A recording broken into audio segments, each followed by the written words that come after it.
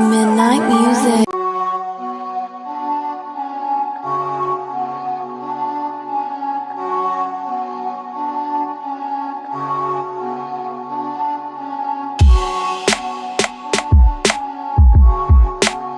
Midnight music.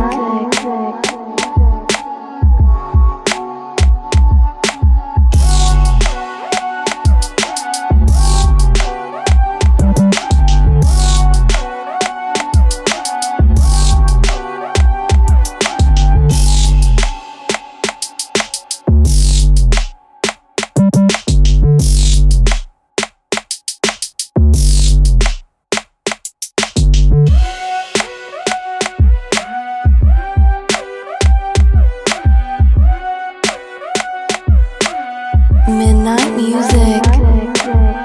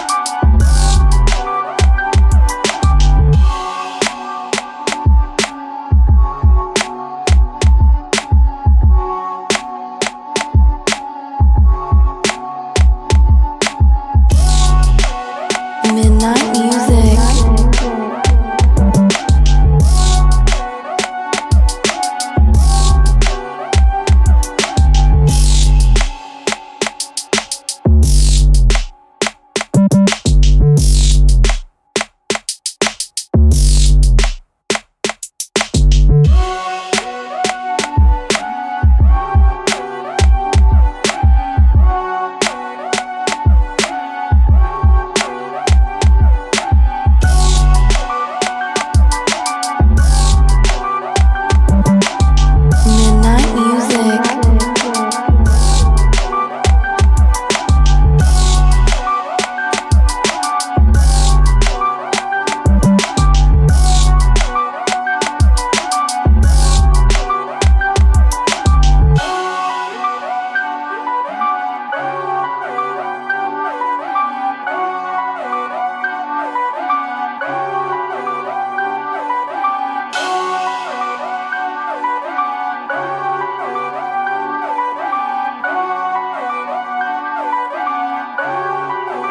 Midnight music. Midnight music.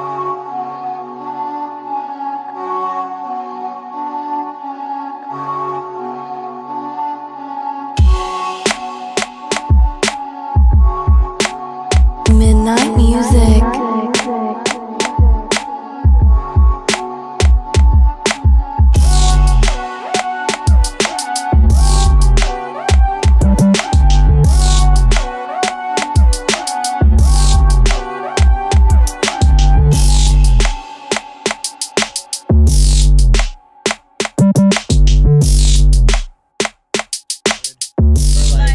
I know Zed came a little bit later, but big I fan love of Zed. Zed. Oh my god. Mm-hmm. I think if I heard Clarity in the club now, I would lose my mind. I I might put that on got- my wedding playlist. I That's might tell the fine by DJ me. you have to play Clarity. Working in the nightlife scene so much in post grad work, Clarity annoyed the fuck out of me.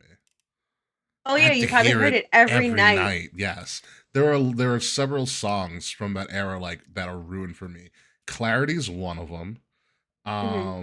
Clarity is such a good song, though. It's when you hear it every week. You're No, like, I get that. It needs I get to that. die. It drives you It's- crazy. Needs to die a painful death. There was another song that my friend Tommy really kind of oversang. You know Tommy Probine. Dude, Tommy P. Dude, I love Tommy Yeah, P. Tommy P. He has a horrible singing voice, especially when he's drunk. Me too. Especially when I'm drunk and Yeah. sober. I forgot what it was. I forgot what the song was, but I remember like he would sing it all the time. He's like, God, this, How did I it think go?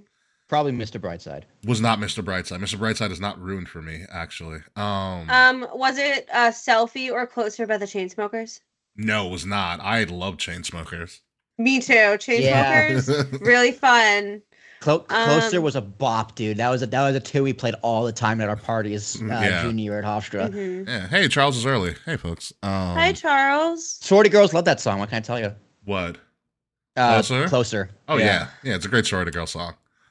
Oh, Which is funny. Well, I saw Linda Lee the other day. No way. How's she doing? She's doing good. So over the weekend I went up to my high school and I helped them run a video game tournament to raise funds for the football team. So Cute. or whatever. And so she apparently, I guess works for the high school and was doing like a private tour for a potential family and their student or their child. Nice. So she came into the room that we were holding the tournament in, and I was like, "Oh, hey, what's up?" So, but she's doing well. I think she just got married Oh, good for her. or something like that, or engaged or something. I think she was my year. Linda Lee, maybe. I think so. I don't know. Nash is marrying an AOB, so I'm gonna see a lot of them again at the wedding next year. Nice. So that'll be interesting. Yeah. AOBs are always a good time. McLeod married an AOB, so I saw a lot of them a few years ago. Do you remember? God, who was that kid who was on our podcast from Hofstra? That kid who was on our podcast from Hofstra. I forget his name. God Christ, not Johnny. Before my time. Is it the one that came in really hammered and that's how we started frat house wrestling? No, that was Danny Borneman. Shout out to Danny. He's a lawyer now, I think. No, he was younger than me. Black kid. Not from me. Philly. From Philly. Christ. No, he was on our show like last year. Black kid from Philly on our show last year. Oh, That it's you gonna drive knew? me Not crazy. Jonathan Valerio. Jonathan, that was it. Jonathan Valerio. I thought Jonathan was Hispanic. Hispanic man of color, excuse me. Person of color, but yes. Person Okay. of color. So yeah, he got engaged to an AOB. Oh, yeah. My friends. Yeah, I forget her name too. God, I'm terrible. But regardless, not Kate. Christ, I'm terrible. I'm going to hell. Are we well? I don't remember my own friends. Well, it just means you're getting closer to 30. That's what it sounds like to No me. kidding, No kidding, dude. You know what it is? It's like all day I just cut short clips, and all day I just listen to YouTube videos while doing something else. So it's like my attention span and memory is just Shot. garbage. It's gone. I have no memory, dude. It's terrible.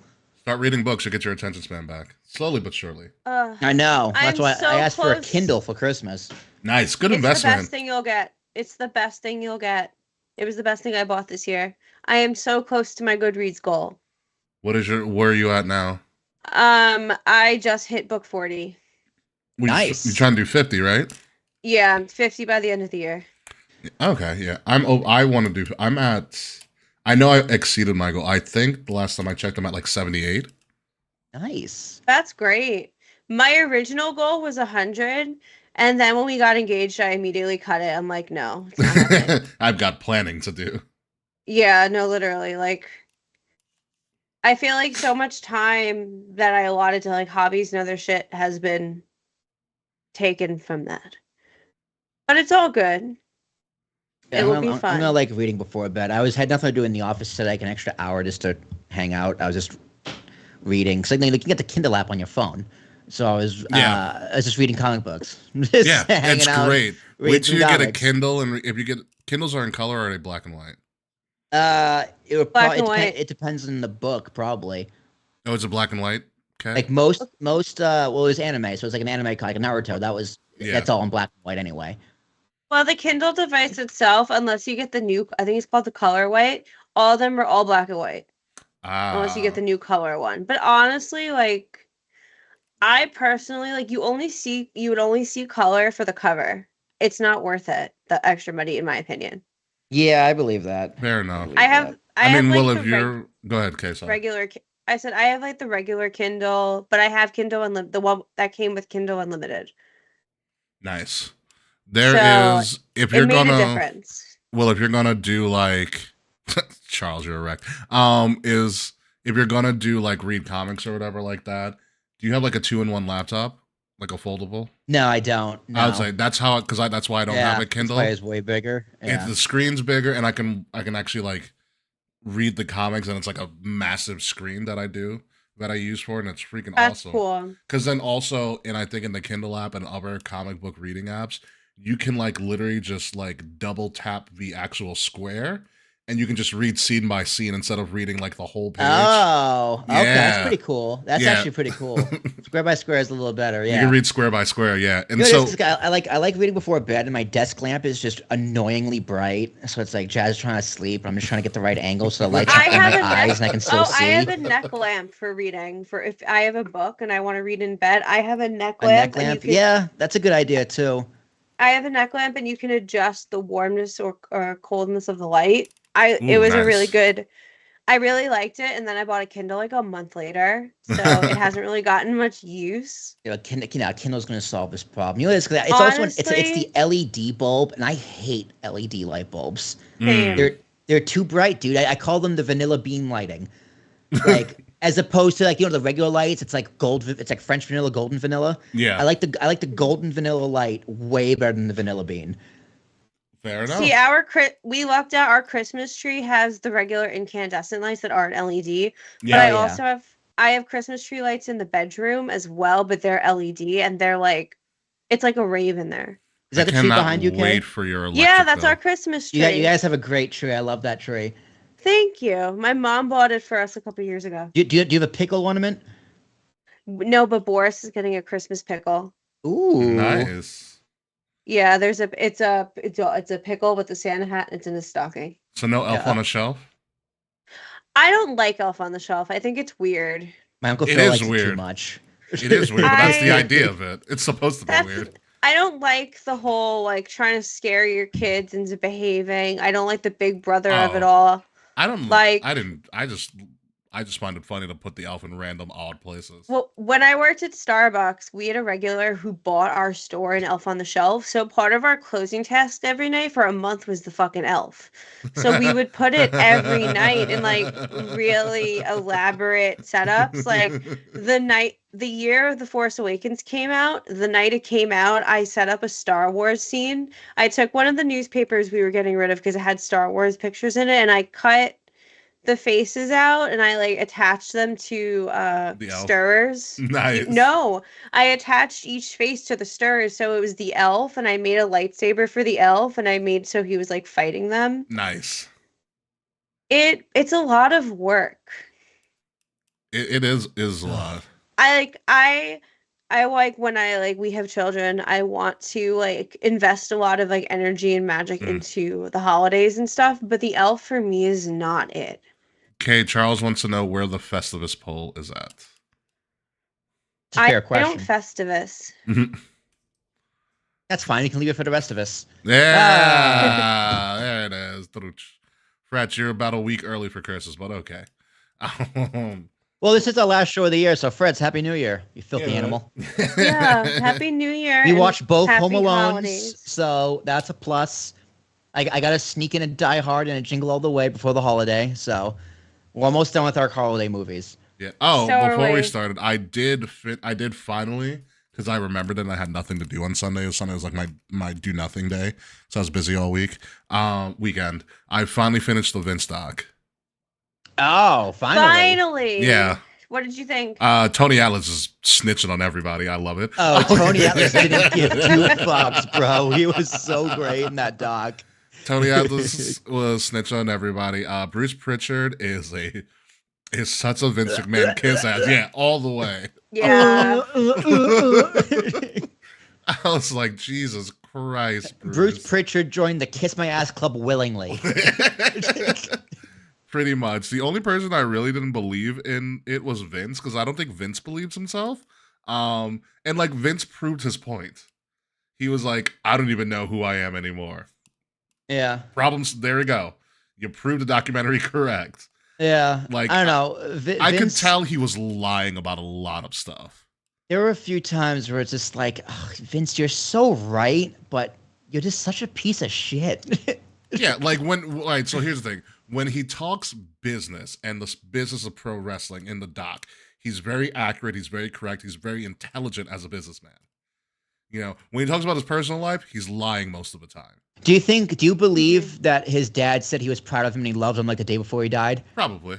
No. You believe that story? I do kind of I buy that, especially when you look at his family history. Hmm. I mean, his childhood is crazy. It's not, and it didn't even scratch the surface of what the alleged stories Yeah, are. and I didn't realize how insane his dad was, but I could totally see Vince like pretending that happened or interpreting it that way, and he told that lie to himself for so many years. Now he just believes it. That could also be true as well. Like if you put that up to a lie detector test, I think Vince would pass for telling the truth, but that doesn't necessarily mean it's true. It means he just believes it's true. Yeah. Yeah, I mean that's also a very strong possibility. And I love how one of my favorite things in the docu series was how he was like, "Oh, Mr. McMahon and the person I really am aren't the same," and everybody on the dock was like, "No, that's him." No, they're the same. They're the same. Yeah. They're like, no, it's the exact same person. But it's how he perceives himself. He perceives himself and Mr. McMahon as two different characters, but everyone else can see it's exactly who he is. Yeah. Yeah. There's a lot of it's stuff. an exaggeration. I mean, it's virtually the same person. It's just way more exaggerated, maybe. Maybe. Yeah. There's Maybe. a couple of other, I think, observations I had. Poor Shane. That's one. I feel so that bad one for story him. where Vince was like, "You're gonna have to fucking kill me if you want this." I was like, "That's a fucking lot." I mean, but he's not wrong. You know, but Shane had a point. Listen, can you imagine if Vince took Shane's advice and he bought UFC before they ended up merging anyways? Yeah, I know. I mean, yeah, Vince would have been like the first trillionaire instead of Elon in the next coming years.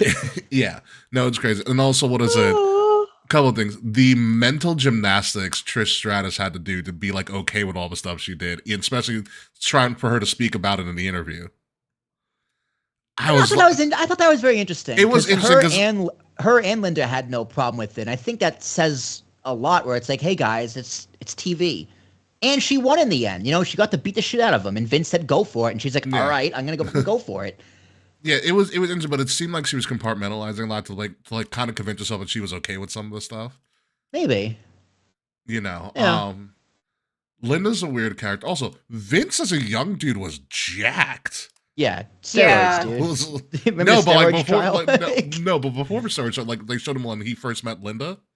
Oh, like, yeah. I was like, oh, yoked. He's a yoked dude. Yoked, dude. He was a yoked dude. Also, one of my last hours after watching all the stuff, I was like, wow, Brock and Sable have a really fucked up relationship, don't they? Yeah. Like that. Yeah, I was like, this has got to be weird. This has got to be weird. And I think my favorite line was like when Bishop was like, yeah, Vince is going to beat me. He had more resources. He just took my idea and did it better because he had more money. No, you didn't. You had Ted Turner. What are you talking about? Yeah, but remember at the time that WCW was going down, they merged, and then all the executives didn't want WCW. Oh, yeah, well, duh. Well, yeah. Yeah. Yeah, by that time it was too late. Yeah, David Bischoff, you mean, well, Turner really pulled the rug out from under you, and then you fucked up, and you just don't want to admit you fucked up. It was kind of a sinking ship anyways, but I love how Bishop was like, we beat him for how long? 83 weeks? 83 weeks? Was it 83? 84? No, 83. It's 83, right? 83. Yeah, as a subtle promo of his dude, podcast. Eric Bischoff is just so proud to be Mr. May. I love Bischoff. The same week that he was on NXT, he went to MLW, like the next day. Yeah, I mean, I do. I love Eric Bischoff. I love Eric Bischoff. I love hearing Eric Bischoff rant on things. Like, have you ever heard Eric Bischoff rant on oh God, he was in the original Four Horsemen in WCW executive. God, I forget. I'm so bad with names tonight. What? Not Terry. I think it was Terry Taylor. Mm-hmm. Is you looking it up right now? Yep. Horseman. Mm-hmm. Arn Anderson, Ole Anderson, and Tully Blanchard. It might have been Tully Blanchard. Oh, we're gonna talk about a Blanchard tonight. Oh, Tessa? Yeah. Yeah. No, not Tully. It wasn't Tully Blanchard. Let me see. WCW. Wait, you sure it wasn't Terry Taylor? It might have been Terry Taylor. Might have been Terry Taylor. Oh God. Extras. Let's go to extras. Commentators, ring announcers, interviewers, host, JJ Dillon. There it is. Yeah, he hates J.J. Dillon. Does he really? Like passionately, like Nice. maybe more than he hates Vince Russo. You know who I was surprised that didn't get on the dock? Probably because Cornette. Yes, I was like, "Where's Cornette? Where's Cornette?" I feel like they interviewed him and they were like, "We can't use this." It depends on Cornette's mood. I mean, I think the line of the docu-series was Paul Heyman saying the only monogamous relationship Vince McMahon ever had was with the business of pro wrestling. Yeah. Yeah, no, it's 100% correct. He's like, the only one who can control Vince is the business. Yeah. And Paul is just like, dude, you just understand psychology like better than most doctors. Paul Heyman's a flippin' genius, but with Paul saying that, he said everything you needed to know about the allegations about who Vince is as a person. They didn't use a lot of Paul, which I was very surprised at. Yeah, well, I wonder how much they actually asked him, because remember, he's still employed. He was currently employed by the company. Yeah. And employed by Vince at the time of recording, so he probably bit his tongue a little bit too. Which is he's very good at maneuvering around questions when he needs yeah. to. And he's very smart. It's like, yeah, Vince can manipulate every single relationship in his life except with the business. Yeah. The business manipulates him. Yeah. And it's like, well, yeah. I mean, yeah. Well, I mean, when you think about it, that's the God complex. The only thing that controls God is the world he creates. Yeah. And when you think about it, when you think of all the people they had outside of Vince, since he is the star of a docu-series, they probably only had like a day, maybe two with some of these people. So you gotta hammer questions in. Maybe even half a day of shooting. It's like 4 hours. Who knows? Something like yeah, because like they were all wearing the same outfit too, and they could be like, yes, we're the same thing tomorrow, so it's for continuity. Yeah. Except they brought Pritchard back in after the allegations came out. And he told us about his wife. Yeah. Is that I fucking hate this documentary. It's just like, well, what? What do you mean? I thought it was great. I honestly thought the documentary was very fair. I thought it was too. I thought the creators went out of their way to try and be fair and objective and portray Vince in a light where it's like, okay, we can't ignore these allegations, but we also want to tell the true story. But we know you're going to be biased because of the allegations, but we're going to try our best to tell him his side of the story. Yeah. And they include, like, Bruce is like, I bet you won't even include this. And guess what? They did. Yeah. Like, you won't include any of the good things to say about Vince. It's like, well, we're going to include what you just said about Vince, which is a good thing. Yeah. So I thought the filmmakers didn't have it out for Vince, and it was a very well done documentary to document what's actually happening. They gave Vince a chance to defend himself multiple times. Yes. And even if they didn't believe it, they aired it anyway. Yeah, and at times Vince balked on something. He's like, oh, I don't remember that, blah, blah, blah. And then, like, they literally brought it. It was like, remember that article you did for Playboy in 81 where you talked about having an affair? Well, I don't remember saying that. I'm like, oh, fuck, it's in print. Yeah. Like, it's in print. Yeah. Well, they asked him about, like, the thing with Sabo. He's like, well, she came back to work. I mean, and that was it. Yeah. That was it. It's done. That's all I'm giving you. And as you document, you're like, well, yeah. I guess you're right. Yeah. Or he was just like, I didn't sexually assault her, but if I did the statute of limitations were already up. It's just like, wait, what? What are you talking about, Vince? It's like, I guess if you give a guy enough rope, right? Yeah. he hung himself to dry. Yeah, I was like, you hung yourself, Vince. But again, it doesn't matter. Because he's right. It's like, you're such a dick, but you're right. He's settled with her, I believe. I think, he ended up settling. He settled with her. As well as like the ring boy in the 80s with like Pat Patterson was being alleged. Yeah, and which it's not fair. He's dead. He can't defend himself. He can't. They said all they could with that. So yeah, they kind of. I think they had like Bruce Pritchard saying it never happened, or Tony Atlas saying like no, it never happened. Someone. No, Tony said it happened. Tony said it happened. I think Bruce and maybe a few other people said they didn't see it or it didn't happen. So I think it's not fair to go after Pat because he can't defend himself. But yeah, but I think Bruce said Pat was the only one that was innocent. Yeah, I mean, I don't. That's hard, right? It's very hard. You got to think what it's like to be gay in the pro wrestling scene in the late 70s, early 80s. Mm-hmm. Yeah, right? It's probably super hard. Where it's like a lot of people in the business knew and didn't have a problem with it, but like you can't. He wasn't. It's hard. Yeah. Yeah, it's very hard.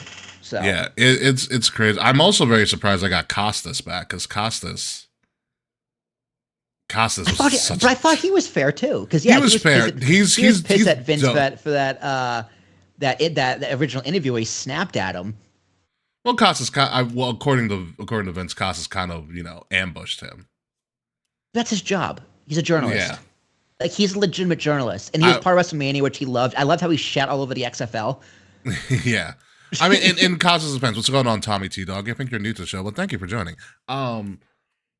He was like, it was just a bad product, and I mean, there's a whole documentary about how the XFL failed the first time around because that's what happens. Did they do a 30 for 30 on the XFL? It was a 30 for 30 XFL. Oh, that was what it was? Yeah, because at the end it was Vince and Dick Ebersol like in a having dinner together, talking about how good the XFL was, which the NFL stole a lot of the XFL stuff. And at the end of that documentary, when I saw it the first time, I was just like, God damn it, Vince is gonna do this again, isn't he? And then like 2 months later, we're bringing back the XFL. We're bringing back the XFL. I knew it as soon as him and Dick Ebersol sat down. A lot of the reasons the XFL failed is because they went up in primetime on Saturday against Saturday Night Live. Yeah. Back then too. Yeah. SNL was still huge. Yeah. And there was a thing of like Vince resigned the first time. They ask everyone, "Will Vince be back?" And they all like, "No, not a chance, no." And someone was like, turning out, this is like, never say never. And then 2 months later, he was back. Vince is back. Vince is back. Thank you for joining us, Tommy D. We are just ripping right now. We are about to start in a little bit. Thanks for subbing. We got some fun stuff to talk about. Seeing this is our last show of the year, so we're going to get into that. We should probably get the show going right now, shall we? Yeah, let's do it. Yeah, we did a whole half hour on the Vince doc, but that was fun. I do love talking about the Vince doc. Yeah, let's get the show on the road for one final time for this year. Let's do it. All right, countdown, sir. In 5, 4, 3, 2.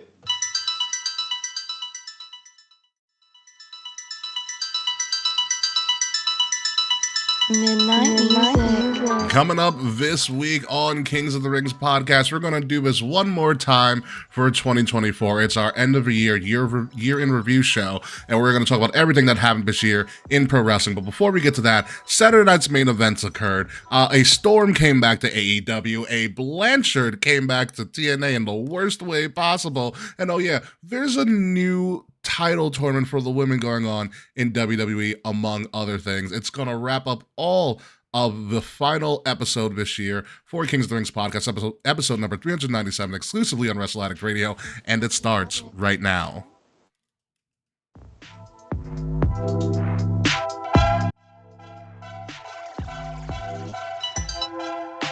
Midnight music.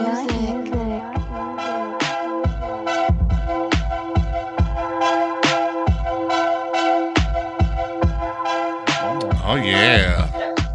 Just letting it run for a little bit, aren't you? I love it. Oh, man. It's the last show of the year. How do we feel about this?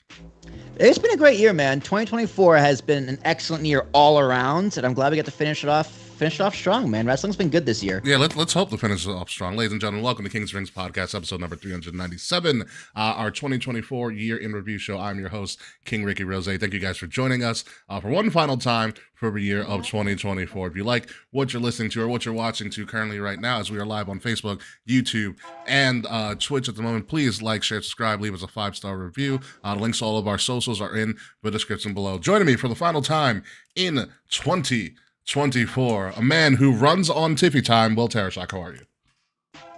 It's Tara time. Get it? Because my last name's Tarashak. Nah, Tiffy time's a lot better. Yeah, Tiffy time works. Yeah. I'm doing good, man. Yeah, it's like, it's that part of the year we have to reflect on last year or this year and looking forward to next year. So next year, episode 400 coming right around the corner. Also, 10 years of podcasting coming up in February. Mm-hmm. And then SummerSlam. I can't wait to see you guys for SummerSlam again. So we might also do Slammiversary. Yes, TNA. Pre-sale went on sale today. I've been on a TNA show, so I will pay $12 to go watch a TNA show. Don't worry about it. It's gonna be a great time. Kay Murphy, we can sit front row. At TNA? Oh yeah. I think those tickets are more than $40. Please, I'm just being real now. Well, I can check right now because pre-sale went on sale today, I believe. Look it up. Keep ripping. Let's see. Well, those tickets are on a budget. I'm down. Fair. I can't believe it's the end of the year already. I am very glad my part-time stint has ended and I'm back to being here every week. Thank goodness. Oh, that's official? Official as a whistle? What? That you're back, like, legit every week, though? I've been here pretty consistently for a while. Listen. I'm just making sure. Obviously, like, shit hits the fan at the hotline. Shit hits the fan at the hotline, and I will not attend. But I've been here a lot more consistently than I was. That is very true. Pre-Mania. That is. And you're very right. True. I do miss Walmart.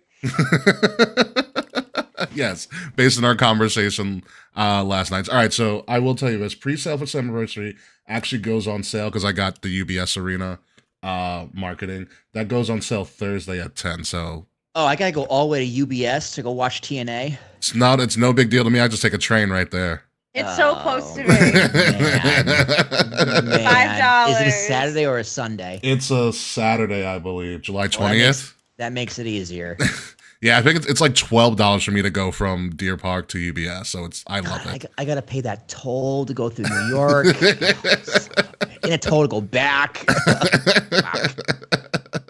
You sure don't want to ride the trains to UBS? Dude, there's no easy way to get there from here for public transport. You got to make it to Long Island Railroad. Yeah, you could if you came from the city. I take Long Island Railroad from Woodside straight to UBS. Yeah, pretty much. So you can take the train straight there. Yeah, and it's only like so you can either it's like a 10-minute walk from the train station to UBS, or you can just hop on one of the shuttles. And it drives you right there's there. a shuttle there. Yeah. Okay. I'll look into it more. So yeah, we'll get back to us on pricing, but yeah. Yeah. We'll figure it out. So we're going to talk a little bit more about TNA a little bit later on. And 400 is not going to be Money for the Marks, Reds, because Money for the Marks is our Money in the Bank show. So we cannot do 400 for Money for the Marks because that's a ways away. I do think we may run into a little bit of a clash. It may be 400 or 401 where we do Rumble of Royalties. So we got to plan it out at some point. Yeah, I'm also like, ideas. see, next week is Christmas Eve. Next year after that is New Year's Eve, and the 7th, I'm not here. I wanted to take off that first full week anyway, so all of us can dig deep into, because we're gonna talk about a little bit later. The first Raw of the Netflix era, and and New Year's Evil is that next night. So on NXT. So we'll be back the 14th. That's what I'm thinking. We're going to take like a month, essentially. So wow, 14th will be $298. Look at us. 14th will be $298. 21st will be $299. 28th, I'm also not here. I'm in Miami. That is the That's your birthday? No, his birthday's February 16th.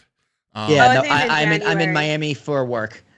Okay, so that's the Royal Rumble preview show, which is what 400 would be. Yeah, so 400 to be the February 4th. We're going to figure this out at some point.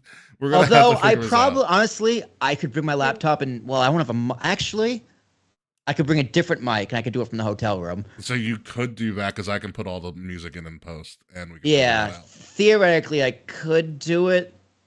We got to figure it out. We have time. The 28th of January. Yeah. Yeah, because I'll be done with work by then. It's just a matter of what we're doing. There's an after party, whatever the fuck.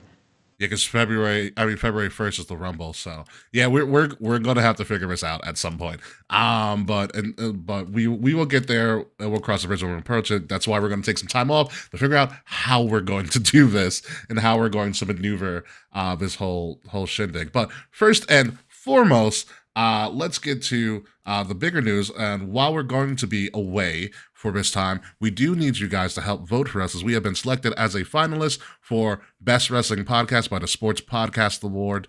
This is the second year in a row that we have been nominated in this category by the Sports Podcast Awards, and we are very thankful that we have been nominated yet again. But we do need your help in voting for us. Voting will be ongoing throughout the holiday season. It ends around the time we are supposed to slated to return. So make sure that you're following all of us, as we are going to post that up everywhere that you need to vote for us. Vote. The links to voting for us are in the description below of this episode. And it is in the links in all of our social media, wherever you find us across all social media. So please vote for us, so we can be Fightful. That's all, because I'm petty against Fightful. Let's leave it at that. I'm very petty against Fightful. Yeah, fuck you, Fightful. Is that Sean Rush Sapp? Who does Fightful? It's Sapp. It is Sep. Yeah, Yeah, he's it's- such a baby. Come on, Sep is a crybaby, dude. He is. I have firsthand experience with its crybaby ways. Denise is cool. I've heard Denise Salcido is really cool. Denise Salcido? Nothing yeah. against Denise. I bet she's great. Yeah, she's great. She does good interview questions during I the like WWE her. press conferences. Yeah, she's very. She reminds me of Kayla Braxton a little bit, like voice wise. Okay. Things like that. Kayla Braxton's doing like she's doing like a horror podcast now because she's a horror person. Dude, she's just chilling. She She's makes so chilling, much yeah. money from WWE. She's just vibing. It's Yeah. like Samantha Irvin. She's also just vibing. Charlie Yeah. Crusoe is just straight psycho, but she's also vibing. Charlie Caruso totally went off the deep end after ESPN. She was just like, I'm just gonna go to Fox and just sell my soul. Go psycho. Yeah, she Sold. definitely pulled like a Gina Carano, essentially with that. But yes, please vote for us in the Sports Podcast Awards. We're gonna be posting that up everywhere that you can find us. But moving on to this past weekend in pro wrestling was Saturday night's main event on Long Island, which the announcers all said on Long Island. There was not one in Long Island. It was always on Long Island. Yeah, they were all. Yeah, Honestly, I I noticed was that too. impressed. I noticed Yeah. that too. They were educated. Yes, they very much so were. My wrestling fandom in Long Island was really upset that I was not there. I know Kay was not there as well, but I'm okay that we were not there because it's the show you thought it was. It was a show on national broadcast TV. Nothing really crazy happened, and they cut that real quick at 10 o'clock. It was a show they were contractually obligated to do. And they did it. And they did it. and they did it. I will say, in review of Saturday night's main event, it was a solid show. I liked how they made it look. I did like the closeness of the walkway and the security guards walking behind them. Yeah, just in case. In case. It was a cool little look. Someone needs to tell Jesse the Body Ventura to stop dressing like that. Yeah, I like who was like, his name is Damien. I like, thought that was funny. Pat I thought that McAfee was really just funny. didn't get it. Pat McAfee had no idea. As soon as he said it, I was like, this is hysterical. I was like, I laughed. I was like, good one, Jesse. You still got Dude, it. I was like, Jesse, are you a face or are you a heel? Like, what are you doing here? My favorite thing He's about Jesse there. during the main event, I feel like he was legitimately wowed by the moves he saw. Like he hasn't seen anything outside of a superplex in years, and he was blown away. And he kept calling him Kevin Owen. He finally got his groove at the end, but it was pretty I'm glad he entertaining. wasn't out there all night because that would have been a disaster. No, Yeah. I think him and Joe Tessitore in the Okerlund position was perfect. Yeah, that was funny. That was really good. Joe Tessitore played off him really well. I am a fan of him. Joe Tessitore's He's doing- fantastic. I like him a lot. He's doing a very, very good job. Especially because the people who are preceding him from the same sports world did not do so well. Adnan Virk. So yes, I think he fits in. He reminds me of Mauro Ranallo, just without the craziness. Yeah. He's good. But his cadence and how he talks and how he broadcasts. And I think him and Wade are also getting in their groove as well. Yeah, wait till you haven't listened to him when he does college football.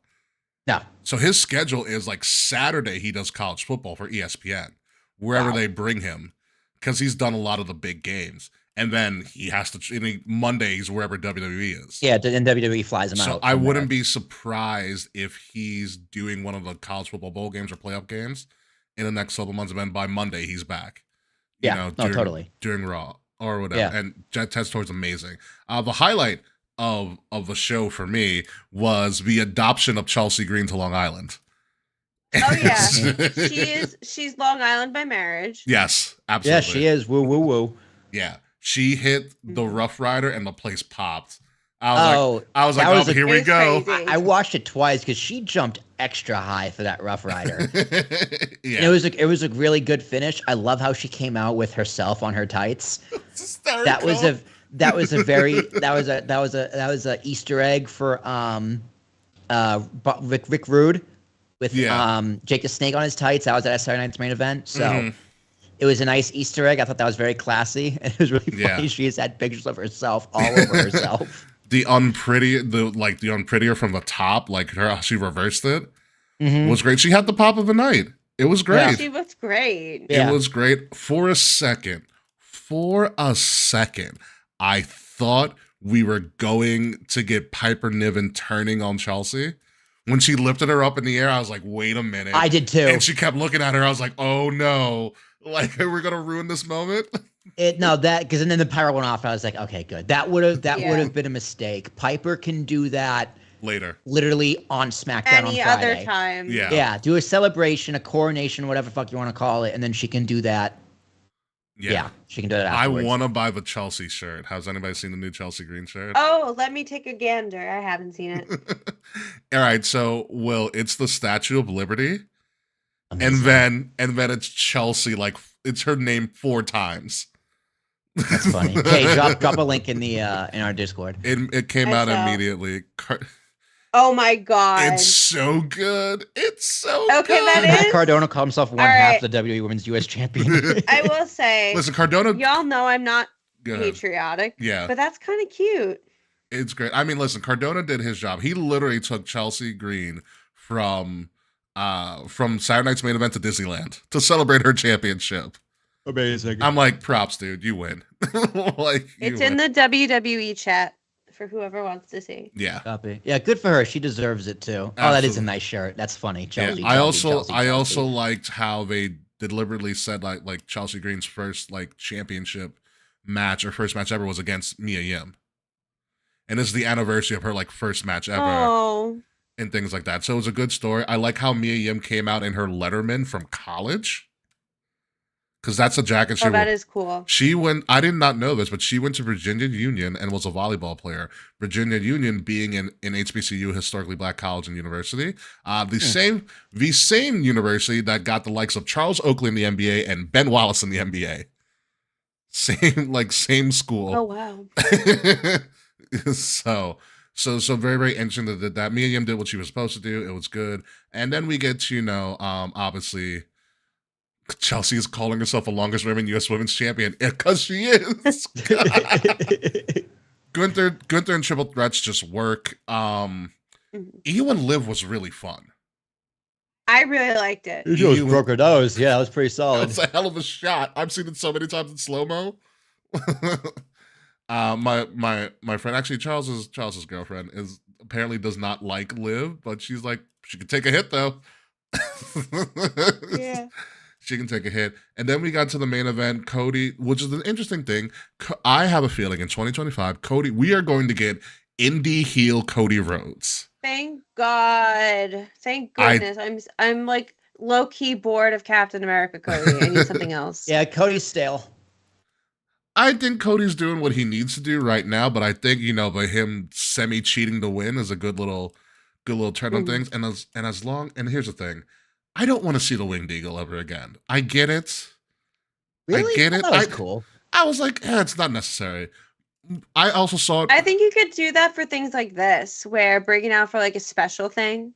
But I see it from like a business perspective. So like your brand is not the Winged Eagle anymore. Your brand is that giant WWE belt stuff. And this is the first time you've done a prime time like network TV special in how long?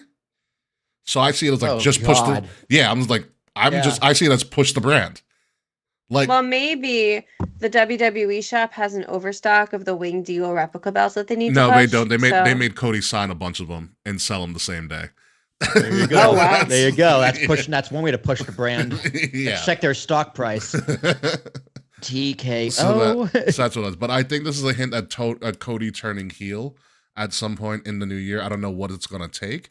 I also found it very interesting that Cody did a modified version of an RKO, and then Kevin Owens also took out Cody, which great use of found footage yet again, because all that footage they got was from like after the show went off air.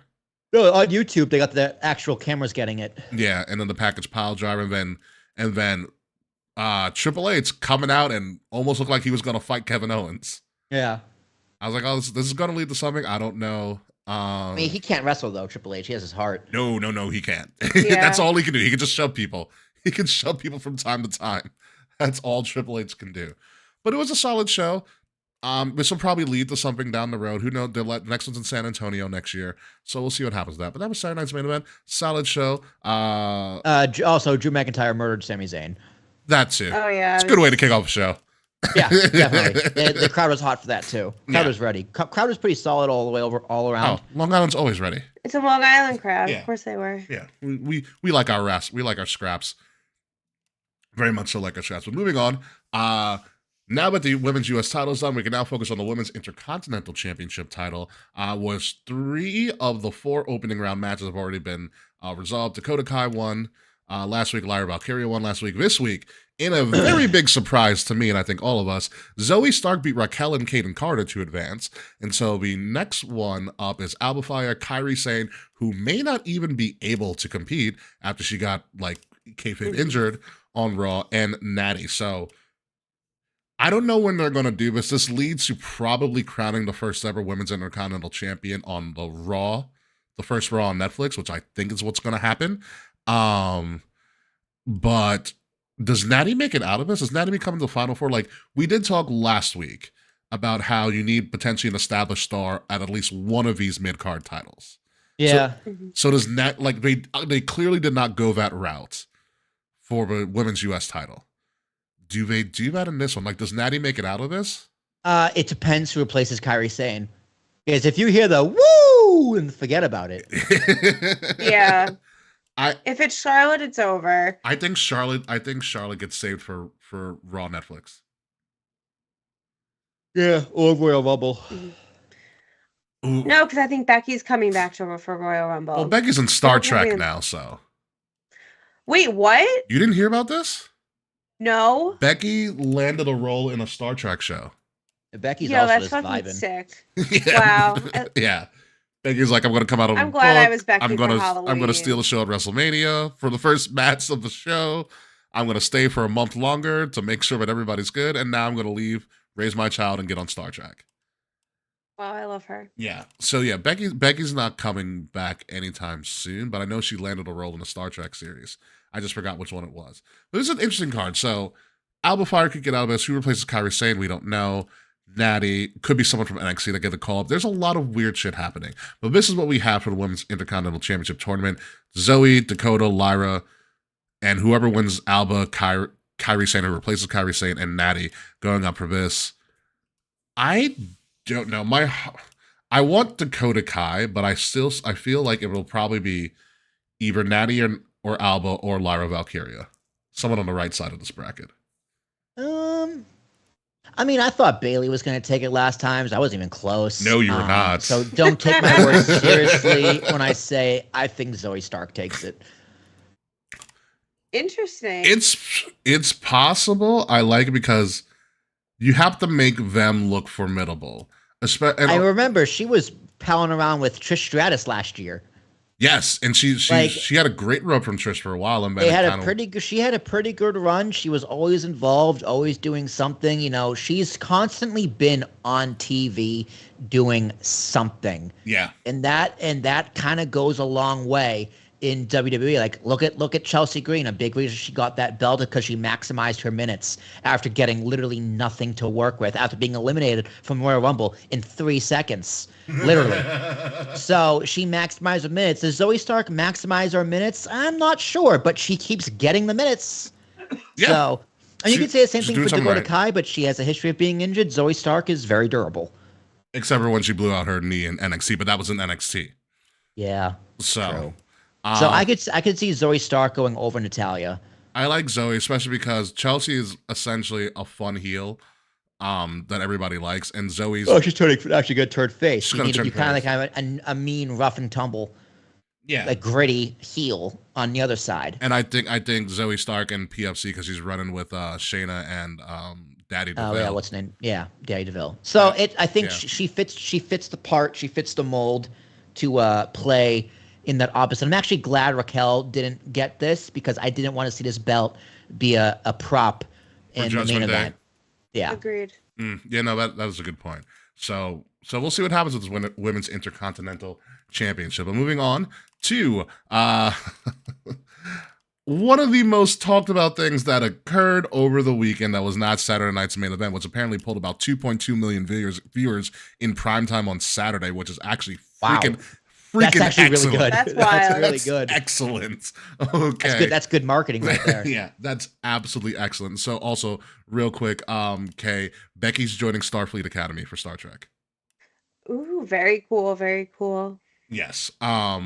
So let's break this down. TNA had Final Destination over the weekend. And Jordan Grace was in a match putting her TNA Knockouts title on the line. Somebody in all black and a really like zipped up hoodie. She looked like Hoodie Mello, but like more of a zipped up hoodie. By the way, Carmelo was at the basketball game I was at over the weekend. Yeah. His son plays in my high school. Cool. Yeah. And so they attacked Jordan Grace, and the person took off the hoodie, and it was revealed to be a returning Tessa Blanchard. Now, Wow, she was okay wearing black? That's shocking. Nice. Too soon? Too soon? No, not soon enough. I fucking can't with that bitch. Nice. Not soon enough. Okay. So the last time we ever talked about Tessa Blanchard was right after she had what should have been one of the most talked about things that year in wrestling and in the history of pro wrestling forever and ever. Oh, didn't she win the world title? She won the TNA world title. Mm-hmm. Not the Knockouts Championship, the TNA world title, historically the men's title. And I believe she's the first one in a company of that size and stature to win a title that is predominantly just for the males. And it should have been this big moment until she ran her mouth on Twitter and got called out by the rest of the wrestling community, Chelsea Green being one of them, by the way, about how she is a locker room cancer, spit in the face of wrestlers of color, saying the N-word to them, and a whole bunch of other things came out about her behavior towards other wrestlers. This isn't the first time this has happened to Tessa Blanchard. Tessa Blanchard was rumored to probably going to go on to be signed by WWE's Moose is a problem as well. Going to go on to be signed by WWE after the first Mae Young Classic until she flipped in the PC allegedly towards the golden goose of WWE at the time. His name was Ricochet, her ex-boyfriend. You know. Oh, I forgot they went out. I think Ricochet wants to forget too. Yeah, Ricochet has quite a roster. Honestly, hats off to him. To be completely honest. Yeah, good for you, bro. Hats off to him. And so Tessa Blanchard has a notable history of not being the greatest person to work with, especially if you're a person of color. Top Dollar did main event, didn't he? Top Dollar did main event Final Destination. That's great. Good for him. Shout out to Top Dollar. Listen, okay. I like the guy. I like the guy. Good for him. I don't care. So ever since Tessa Blanchard was released from TNA for pretty much all the right reasons, she had laid low for a while. I think she was engaged. She was not engaged anymore. She started dating someone else. She did a lot of work in Mexico. That's where she's been for a very, very long time, doing a lot of pro wrestling work in Mexico. I think she was away from wrestling for a while. She did a lot of work in Mexico. She hasn't done anything public in terms of like a public interview. Like, you remember when Patrick Clark, Velveteen Dream, went on Chris Van Vliet and he kind of shared his story and stuff? What a disaster. You know, I'm still really upset about what happened to Patrick. And he got a DUI. Oh, that video was wild. You know, so she hasn't done anything public, and she just kind of just showed up. Rumor has it that a lot of people weren't happy. I know the IWC wasn't happy, and we get that. It's also rumored that Jordan Grace was like, I don't want to work with her either. Understandably so. You know, so Tess is back for better or worse. I don't know where this is gonna go. Could this mean that Jordan Grace is probably on her way out anyways? Probably. You know, she's WWE bound by sometime this next year. But initially, kayfabe, what are your thoughts on the polarizing return of Tessa Blanchard?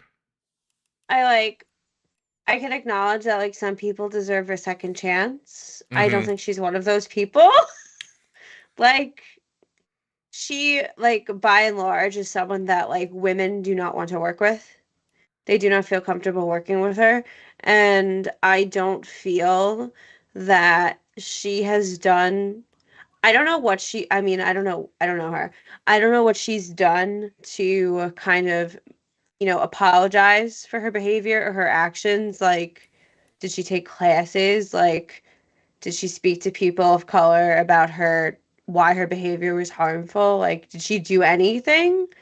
But I feel like people think that she could be like lucrative to the business, and I think it's gonna fuck up TNA because I don't watch TNA, but it seems like they had a really big year this year, and I think they fucked it up. They did. Yeah. Listen, when you get Dolph Ziggler back in one of your shows, and now he's your world champion, TNA's gonna do numbers. Like when Dolph Ziggler showed up at TNA, I was like, you know what? I'll watch. You got me. You got me. TNA. I am like actively interested in the product. I just don't have the ability to watch. I have someone's TNA Plus account, which that helps me out. That makes sense. A lot. But Will, what are your thoughts on the return of Tessa? I don't know. Because time does heal all wounds. That's a lot. And when I think Nate posted in our Discord that she was back, and I was like, what did she even do? Like I didn't remember. Right? I completely forgot she was world champ. I completely forgot what her scandal was. Mm-hmm. And it seems to me that this was mainly a backstage issue. So backstage problems kind of require backstage solutions. Mm-hmm. And from what I'm hearing and gathering, it seems like that those issues are still very real. Yeah. So so to me, from a business perspective, I think it's a mistake to bring her back, because last thing you need with a company that's growing and rebuilding itself is backstage drama. Like imagine if CM Punk went back to AEW without talking to Jack Perry first, right? Like, Yeah. like you just like this could just bring drama you don't need. Even if it's good on-screen product, it's not worth the backstage drama if those issues that caused drama in the first place haven't been resolved. Now, what I think as a fan, this has nothing to do with me as a fan, right? Like she didn't offend. I guess you can say she offended the fans, but. Like, I don't know. I think it's really just a backstage issue that needs to be resolved backstage. And from what we know right now, it seems like those issues weren't resolved. And that is first and foremost the biggest problem. Yeah. So I'm okay with her coming back, but you got to solve the issue first. Yeah. And it seems like this wasn't solved. Now, I don't know. We weren't there. We aren't there. So, but it's from what we're hearing from the rumblings, people are not clued in and we're shocked she's coming back. And that's not good for anybody, period. I also feel like this could low-key hurt WWE's relationship with TNA. WWE very much cares about their image. And if TNA wants to like do mad work for Tessa Blanchard, it could reflect poorly in WWE in the long run. Oh, come on, Kate. Triple H doesn't see color. That's true. It's also very true. You can tell by how he booked this year, because there's only been one person of color that ever had a singles match on a premium live event or a special. And that person was Mia Yim on Saturday. Oh. Yeah. And she's two colors. She's black and Asian. Yes. She's two minorities. So my thing is, like, time doesn't heal all wounds, essentially, but it does make you forget stuff, which you proved my point. You're like, oh, what did she do again? Which I think that might have been what the TNA brass was kind of hoping would happen. Whereas I'm the opposite. I very much remember that she was racist and horrible. I remember too. The internet don't forget. Yeah. Number one, the internet doesn't forget. And it would have been a backstage issue if it stayed backstage. The problem was other people backstage who had worked with her made it public to everybody else. And I think that's a mistake as well. I mean, I get it because you want to bring attention to it, and listen, if the issue isn't getting resolved backstage, you bring it to the forefront and make sure it gets resolved now in front of the stage. Yeah. Right. Like it's a tactic to force management's hand. It's about checks and balances. Yeah. If the backstage politics and behind closed doors isn't working, you bring it public. So. It sounds like TNA still has that backstage problem where they gotta kind of management needs to step in and kind of take control of this kind of a situation. Yeah. So Mr. Fretz in our chat is reporting that she's technically not signed with TNA apparently, and if that is the case, then that's even worse. It's potentially worse. You don't give her a big spot. But also from another perspective, if they were doing this to just gauge where they wanted to sign her or maybe use her as like on a basis, and they're getting a negative reaction. Like this could be a way just to feel like, what if we did this? Yeah, testing the waters. Yeah. But then if you do a what if we do this, don't do it on one of your special shows. Yeah, that too. No. You know. Or like, I guess if they had house shows, that'd be a good place to do it. But they don't have house shows. Yeah. Tessa Blanchard would be perfect for Wrestler's Court. If that still existed. Or how about take a TV tape? And they do TV tapings, right? Bring her they to a do. TV They do it taping. a lot. If it doesn't work, it's cut her out. Yeah. It's also one of those things where like there's a time, not really a time and place, but like we've heard everybody who's opposed to Tessa Blanchard, and it's a lot of people who are vocal about it.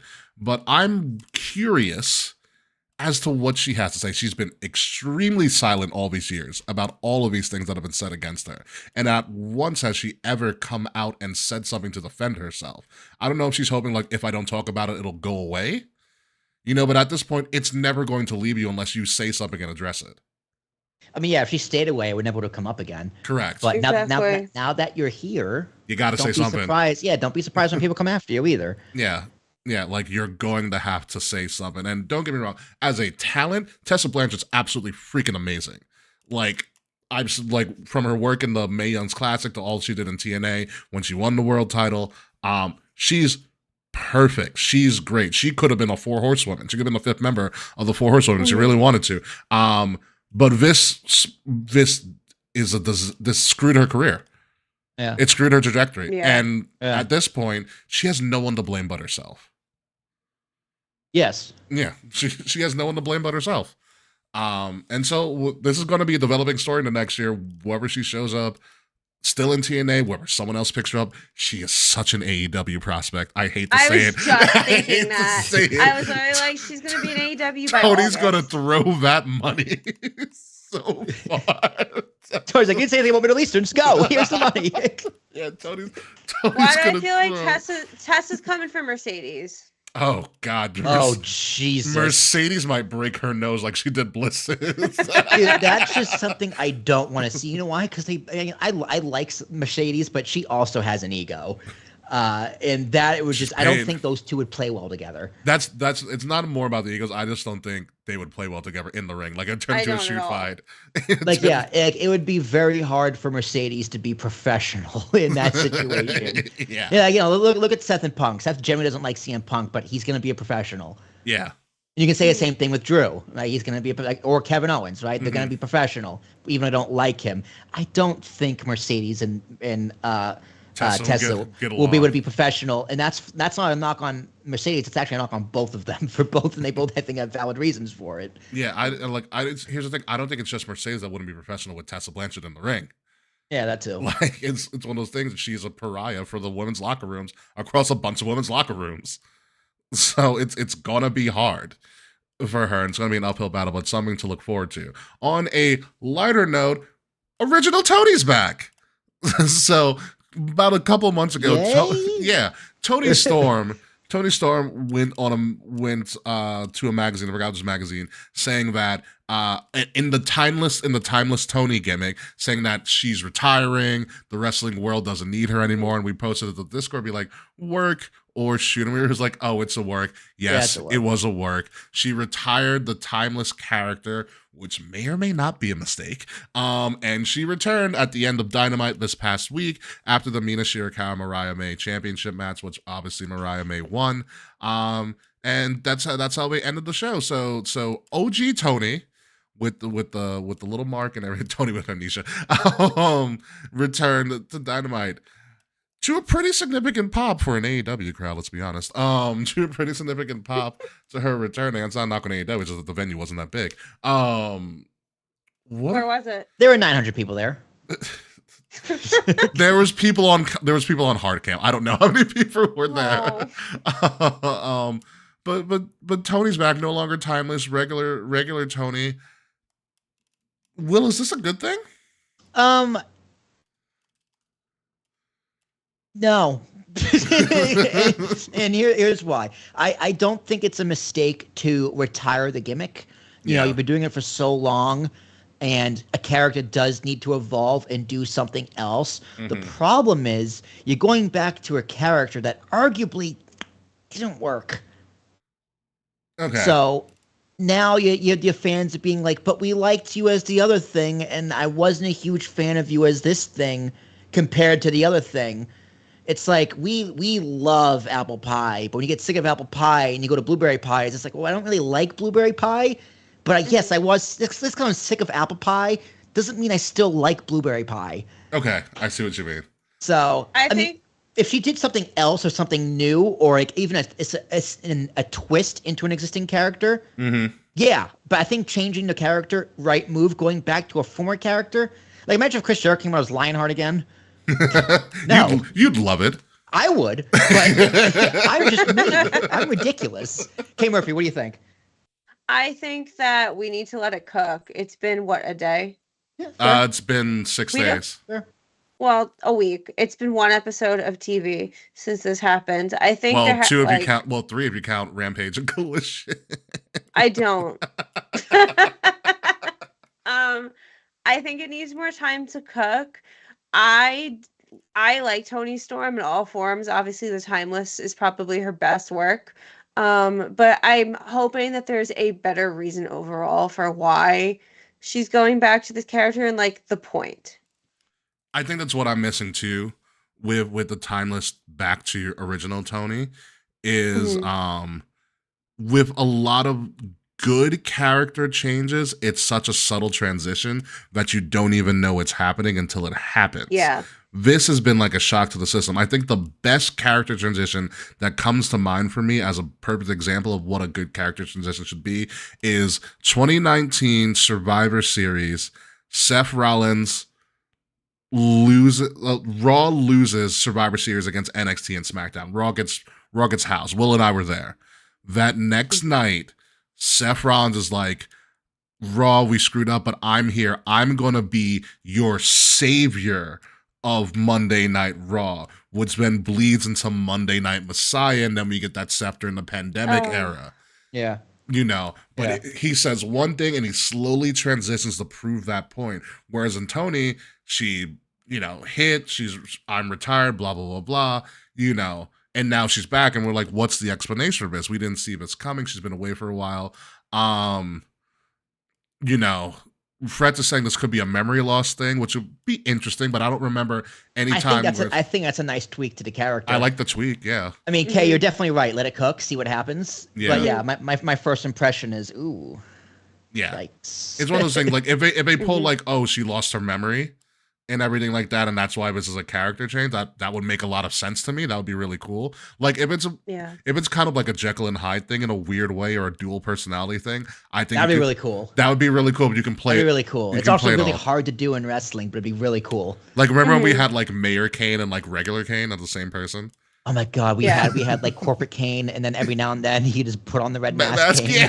Yeah. There was something we had a guest, complete sideberg. But we had a guest on our show today at work, and his last name was Kane, and I almost went, oh, like the wrestler, but I didn't do it. I really wanted to. Proud of you. I go out to the desk. I always check names and titles. Like, Thomas last name Kane, Kane, and your title. I always went, oh, like the wrestler, but I didn't do it. I should have done it, but I didn't do it. It's probably like, I get it all the time. You probably look at me like, what? Yeah.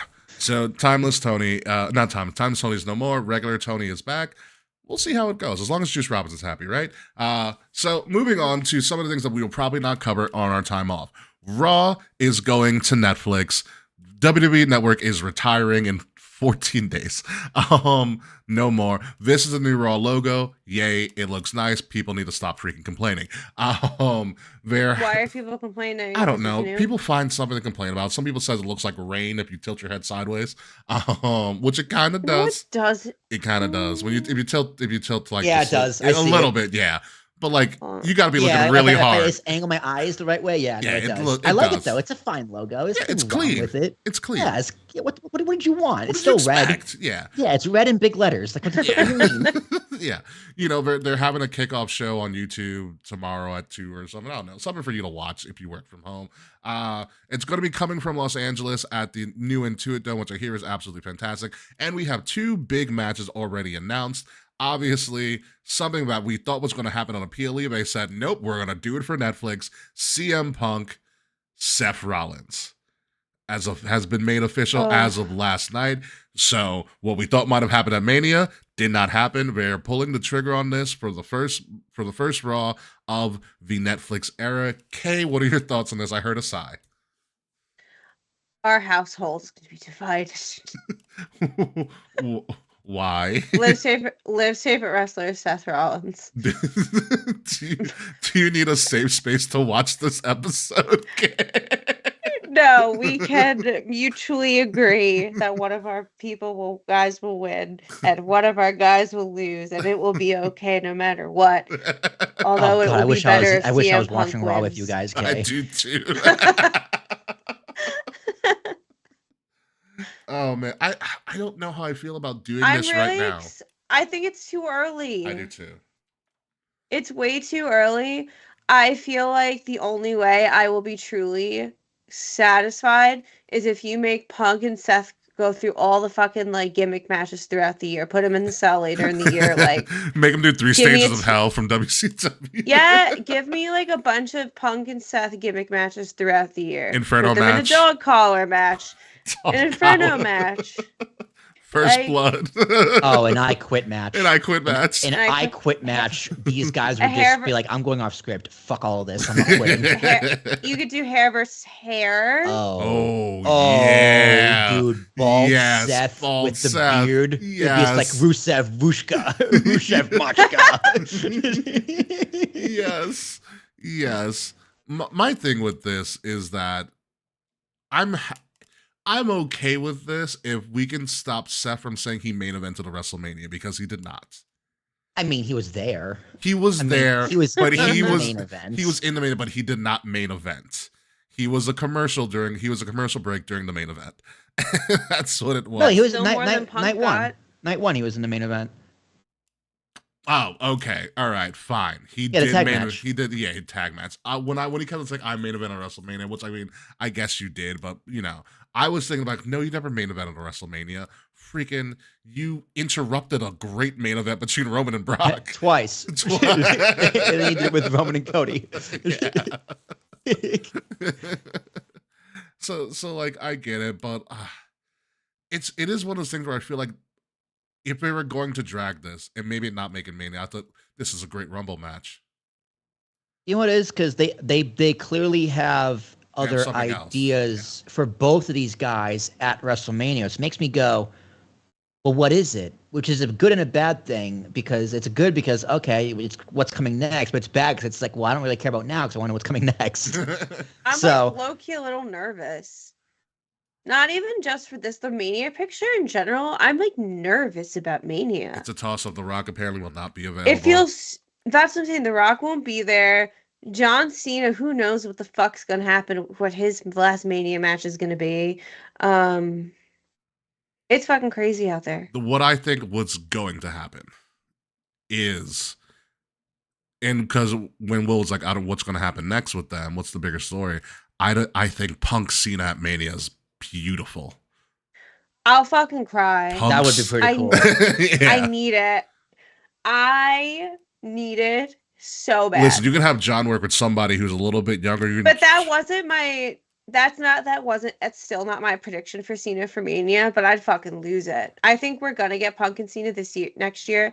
I don't think it's at Mania. Punk Cena Mania is perfect. You're gonna have Cena work with a new guy and bring him up. We know what happened with him and Austin Theory. Let's not do that again, folks. Mm-hmm. Or you're gonna have someone that John respects and that Cena also respects. I mean that CM Punk also respects, and they put on banger matches all the time and let them just have a go at it. Mm-hmm. And I think they'll do well, and it doesn't take away from anybody else that you might try to build on that Mania card.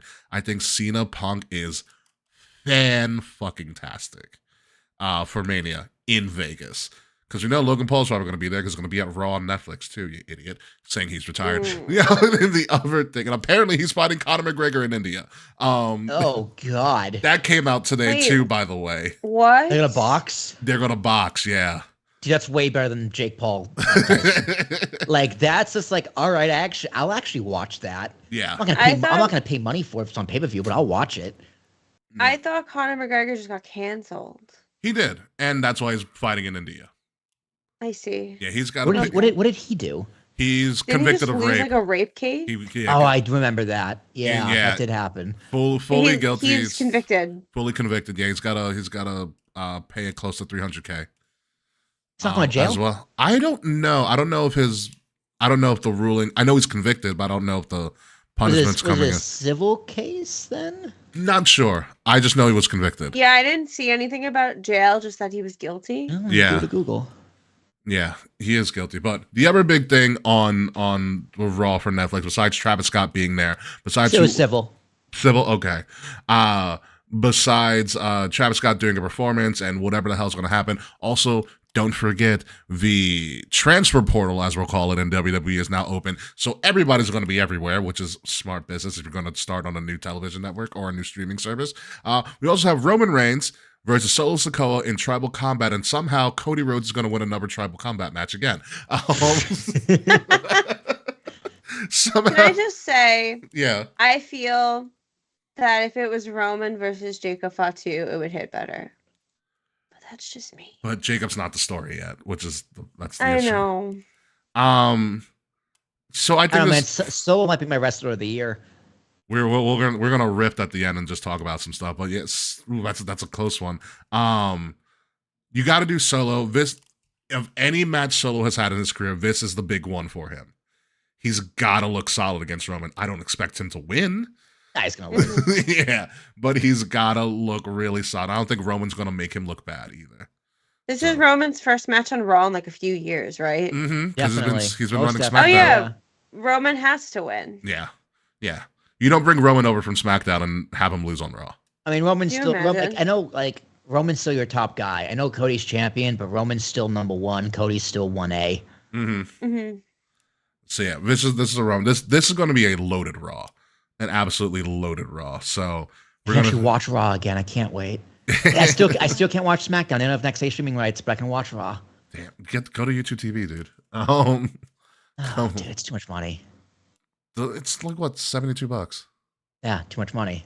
I'm still paying for Hulu Live, and it like keeps going up, and I'm just like, Hulu Live is up to like 96 or something.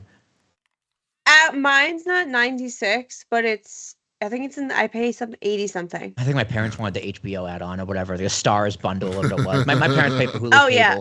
but I can only watch Hulu cable on a computer. Yeah, I have like the Hulu Live, like with Disney ESPN bundle, whatever. Yeah, which all just bundling into the Disney Plus app. It's so much money. It is. That's why. Thank God for my jailbroken Fire Stick, folks. Yep, yeah, goodness. You have a maid over there. I don't. I just think I do. Well, your streaming is set. Yeah, I don't know if I'm going to be able to watch Raw live because I don't have a direct link to Netflix on the Fire Stick. So. Oh. Yeah, so I'm kind of damned there. So we'll see what happens. And Raw is going to be available for all tiers of Netflix, right? Yes. Also, what I discovered or what I potentially heard as a rumor is that the WWE deal with Netflix, which includes Raw in the US and then all of their property everywhere, all of their other shows, NXT, or for the rest of the world, like all of WWE goes to Netflix for the rest of the world. That deal doesn't start till January 6th. January 3rd is SmackDown. SmackDown's on USA though. In America. Yeah. Oh. Wait. Can you repeat what just happened? I'm confused. So you mean internationally, SmackDown's going to be on Netflix first before Raw? No, the deal doesn't begin. The deal's not effective. Until 6. So internationally, it's going to miss a SmackDown then. There's a rumor that it might just be on YouTube. Oh. For the international crowd. So yeah, Fred, you have to let us know. Yeah, how you watch SmackDown on January 3rd. Yeah.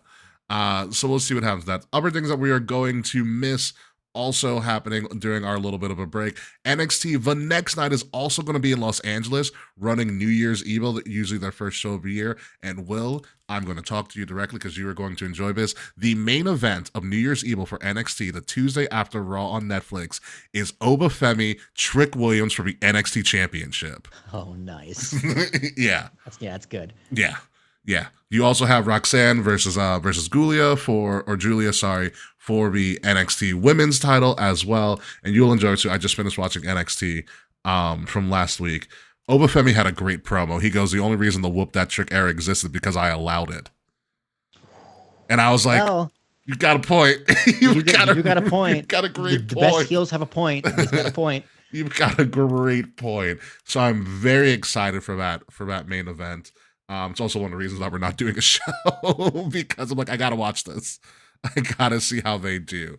I forgot where in Los Angeles they're doing it at, but tickets are gonna go on sale relatively soon for that as well. Also, things that we are missing. Wrestle Kingdom 19, the show that we never really cover unless Mr. YLP is on the show, as well as Wrestle Dynasty. So if you guys remember, it was announced really early of this past year that Wrestle Dynasty was going to be a thing. It was going to be the day after Wrestle Kingdom. Historically, Wrestle Kingdom has been either 1 or 2 nights. Now, Wrestle Kingdom, essentially night 2, will be called Wrestle Dynasty. So New Japan is going to put on... It's a week. Yeah, right. So New Japan's doing Wrestle Kingdom 19 one night. And then Wrestle Dynasty is going to include superstars from CMLL, Ring of Honor, because yes, it still exists, Stardom, AEW, and New Japan Pro Wrestling. But to be honest with you, a lot of those people also show up on Wrestle Kingdom as well. So we're going to go through. So it's essentially 2 nights of Wrestle Kingdom. One just has a different freaking name, if we're being completely honest with you. And on the Wrestle Kingdom card, at least, your main event is supposed to be Zack Sabre Jr. Remember him, Will, the guy you hate? He's the IWGP World Heavyweight Champion. I don't hate him. He's just boring. Yeah, he's putting his title on the line against Shota Umino, which I do not know. Mr. YLP and the Young Lions Respect the Podcast will have a better hold on that. Other marquee matches that I can see here is Naito versus Takahashi.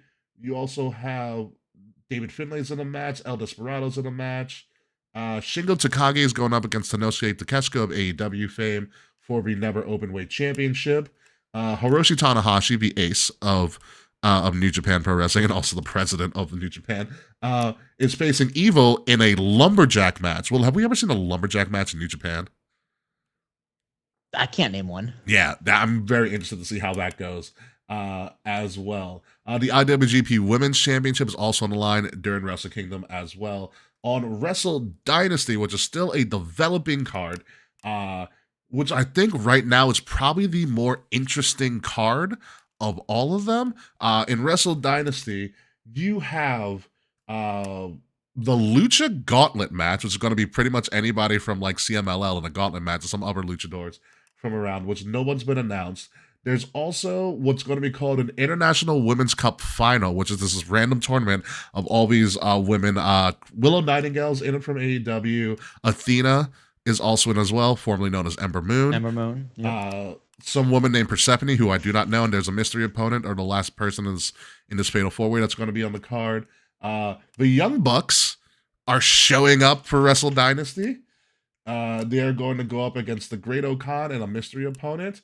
You have the New Japan NJPW Strong Women's Championship and the Rev Pro Undisputed British Women's title match. So title for title, which is Mercedes versus Mina Shirakawa. That just got announced over the weekend. Brody King's in a non-title match against Finlay. Jack Perry's in a match.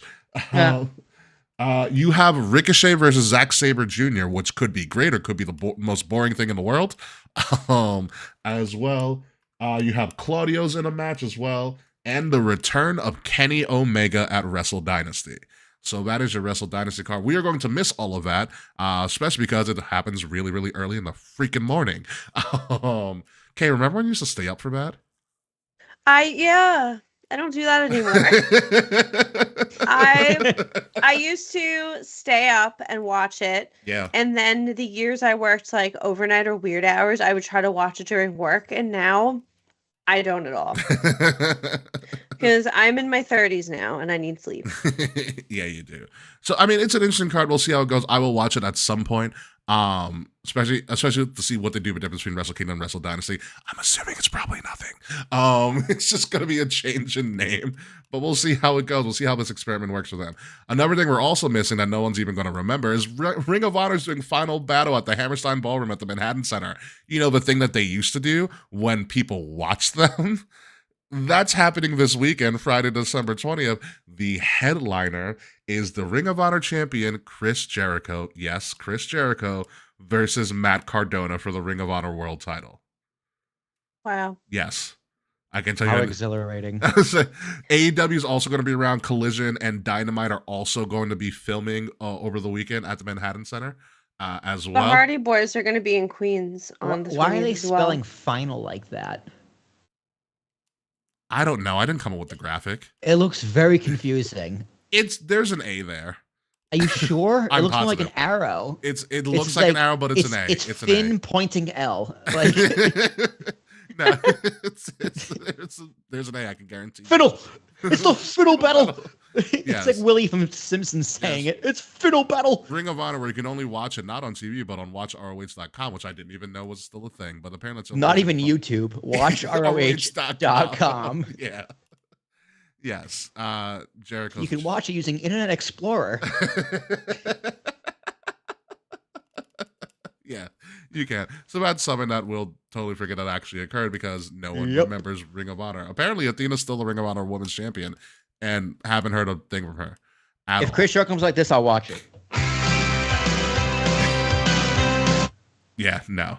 He's not coming out like that. I love that. He's not song. coming out like that at all. Also, another thing we're missing is the last AEW pay-per-view and the final pay-per-view of the year called World's End, which has finally got some matches. You have MJF versus Adam Cole has finally been announced. It is potentially Nice. a fatal four-way for the AEW World Championship. John Moxley, John Moxley, Hangman Adam Page, Jay White, and Orange Cassidy in a fatal four-way is pretty much about to be official. For that, you also have the conclusion of the Continental Classic. You know that tournament that AEW runs that no one really remembers because The Intercontinental? yes, because it's the belt that got merged with 3 other titles and never gets defended except one time a year. You know, Eddie Kingston won the first one, and then Okada took it from Eddie Kingston, and Okada has yet to defend it. All he does is get an AEW say bitch. Sounds all right. Well, what's wrong? What's wrong with that? He's being a bitch. You know, and so this is essentially the American version of a G1 where it's there's two groups, and it's group play for a while, and then the 2 people out of group play will then face off at Continental Classic from both group. 2 people from both. So it's the final 4 and the finals will be at the Continental Classic. Obviously, it's 3 points for a win, 0 points for a loss, 1 point for a tie. So if they or if they go over a time limit, and there's no winner. So that's the Continental Classic rules. It's actually pretty good because it does feature some matches that you would want to see on AEW, but it's just not marketed well enough for me.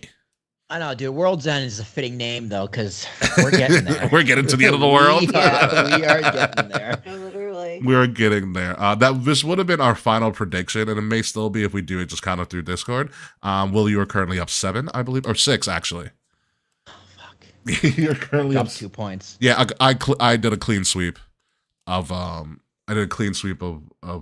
Saturday night's main event. Oh, I did not. You did not. Yeah, you did not at all. So I was looking at our scores of Cyber real quick. I was looking at our scores for throughout the year, and I've been neck and neck with you for a lot of it. I realize at the score sheet where I bombed Elimination Chamber. Did you? And I never recovered. Yeah, that was early. Yeah. And then I went perfect for the last AEW card. I went like 8 for 8 without watching the product. You always seem to beat me by like once, and it always kind of brings you up a little bit. Yeah, like I have been consistently Wow. bad. Well, welcome to the gun show. So that's why I want to push for just doing a World's End off camera to see, just to figure it out and see if I can come back. All right, that's fine. Yeah, put it in the Discord. I'll answer. Yeah, so those are some of the big things that we are missing during our little bit of break. But now we are at the end of the year. Let's just riff a little bit. Let's just go a little bit off the books. I really have nothing planned, but we're just gonna talk about the year in wrestling as a whole. Okay, what are your thoughts on the year in wrestling? Well, WrestleMania was the most perfect thing I've ever seen. And you weren't even there. Bro, WrestleMania truly turned me around wrestling wise, because WrestleMania happened in like the heat of me having a hard time balancing like my job and like trying to do this show well, because it's not a secret that I wasn't. And wrestling was not keeping my interest for me to have fun doing the show. And then I watched Mania and I'm like, I'm fucking back. And then obviously it took some time to like juggle shit with like, again, my job, but WrestleMania brought me back. It made me feel like a joy with wrestling that I haven't felt in a very, very long time. Like, it felt like it did watching wrestling when we were children or like teenagers. Like, it was truly magical and perfect. Punk Hell in a Cell was fab for me. That's probably my match of the year, to be honest. Mine too. That is my match of the year. What else? I feel Joe Hendry. I believe.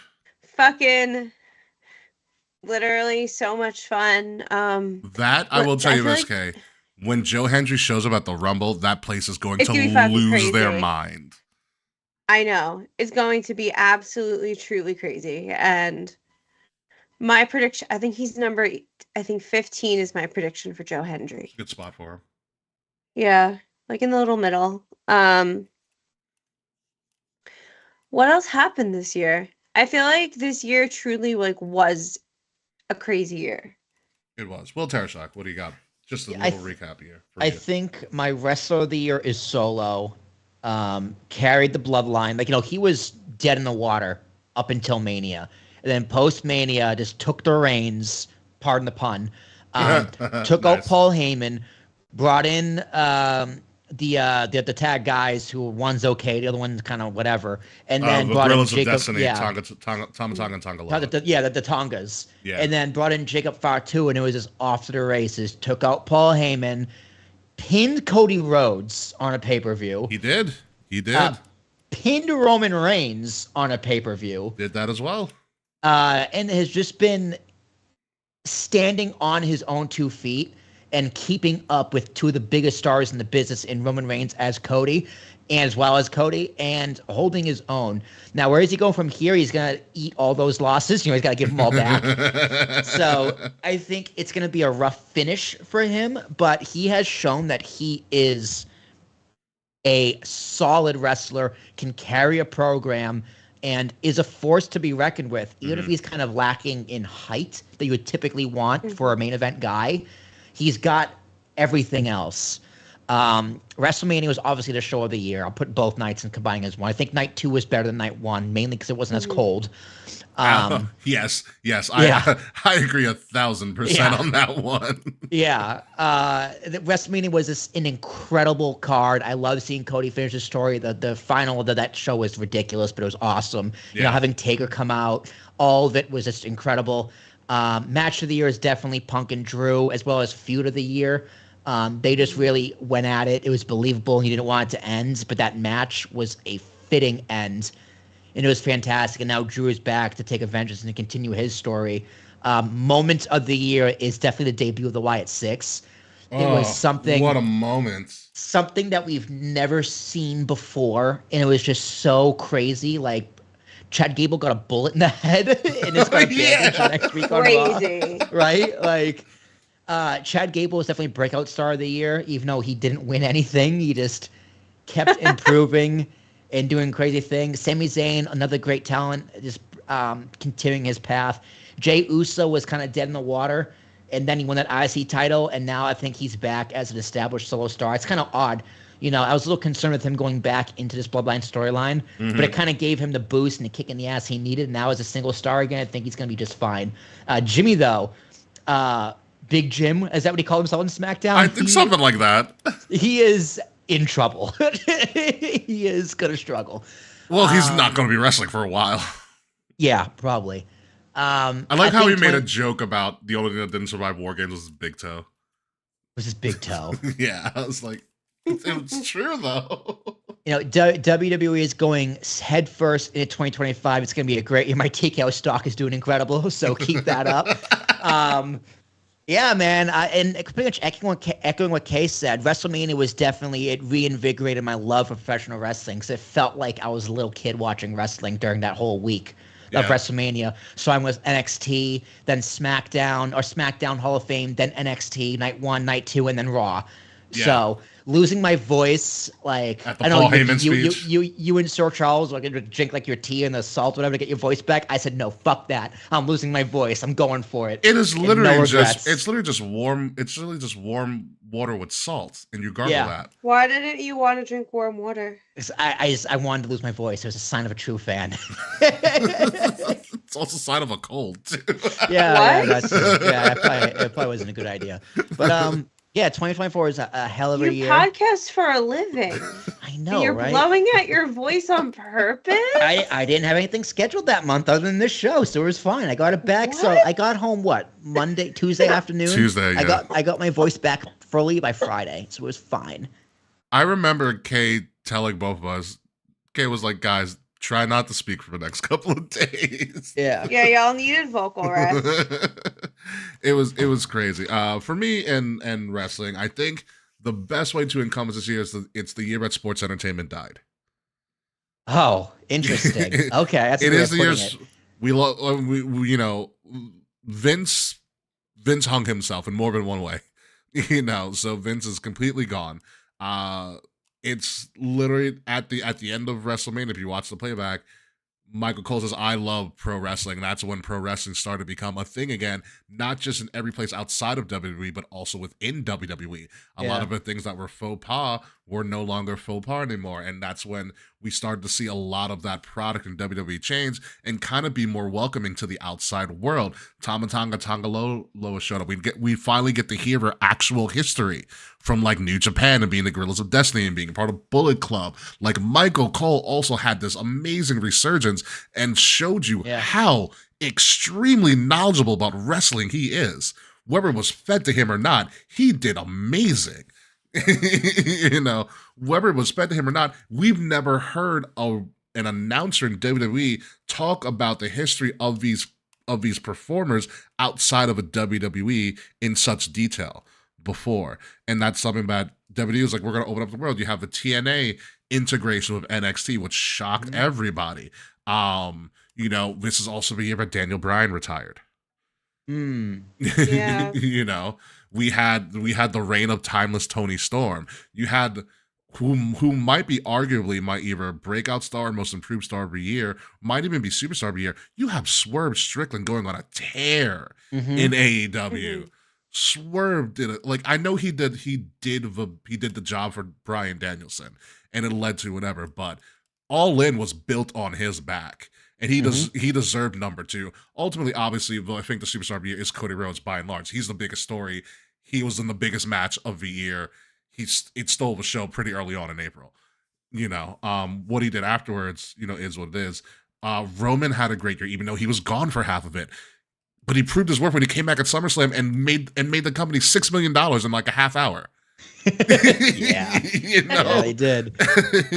You can't deny wrestling is such in a good place. We're talking about TNA going to the UBS Arena where the Islanders play for Slammiversary next year. Like, wrestling's in a great place. Yeah, the fact that TNA is doing an arena is... Like, I thought it was going to be like in Hammerstein. That's why I was like, yeah, tickets are $12. It's going to be like a rinky-dink arena. But no, it's going to be like where professional sports play. Yeah. So, which is huge for them, which is good. It's massive for them. Wrestling is very healthy. The pro wrestling environment is very healthy. And I definitely think, Rick, you capped it off perfectly. It's the death of sports entertainment and the rebirth of pro wrestling. Yeah. The culture and the vibe and the feel of WWE is much more welcoming to the point where the Vince damage didn't really do any damage. And like that positivity in that moment, in that energy that everyone backstage is feeling gets shown on screen. And as an audience member, you do eat it up and you feel it and you want to give them your money. Yeah. It's crazy how they pulled it off. It's very we talked about it on the show, I think after Mania too. It was very noticeable how much fun everybody was having in that post-Vince era. Hell, Stephanie came back. Like, I forgot about that. Like specifically as a fan. Yeah. But she made a public appearance after a very public "I'm out of here" like move from her, which was a big deal. There's rumors that she is still doing something, but it's not being detailed what. But she is not an official position with the company. Probably, yeah. I mean, hell, she could be like, I'm volunteering my time, like something whatever. like that. Yeah. I mean, she has a universal backstage pass whenever she wants. Yeah, right? she's a freaking McMahon. Yeah, right. I mean, it's still her. Say what you want, but it's still her business. Yeah. Even if she's not involved in it or not legally and like ownership of it, it's still in the heart her business. Exactly. So yeah, it's been a crazy year. I mean, like Kay said, the rise. Shane almost went to AEW. Shane was that false flag there. The rise of Joe Henry and again also TNA. TNA is getting built because WWE did what AEW couldn't. Yes. And it's all the better for TNA. Like we got TNA chants on NXT. Nice. When they would show up. We got the return of the Rascals, Kay, for a while. Yes, we did. Like it's something that you would have never seen, like Zach Wentz coming back and redeeming himself. For him getting, fired for all the shit that happened with him, I think his ex-girlfriend or ex-wife or whatever. But it's just been a wild. I think I've watched more wrestling this year than I have in any other year in a very, very long time. Because after a while, I was like, oh, AEW is kind of picking up. It's kind of getting interesting again. And AEW's finally starting to use some of their people that aren't the Young Bucks or Kenny Omega, because Kenny Omega is injured, and they're starting to move away from it. It might be too little too late because Ricky Starks is coming over, I believe, at some point to WWE. And if you saw the little hint of a promo, Pentagon's coming, and he's probably debuting on Raw. I know Ray Phoenix really wants his release. Yes, he does. Didn't they add time to his contract? Yeah. Because Tony was like, "You owe me time because you were injured." I mean, fair. Asshole. Yeah. That's industry standard, but Tony wasn't doing that for a while. Yeah. But we talked about that. Like, you can't be like this revolutionary owner and do exactly what the previous head of wrestling did.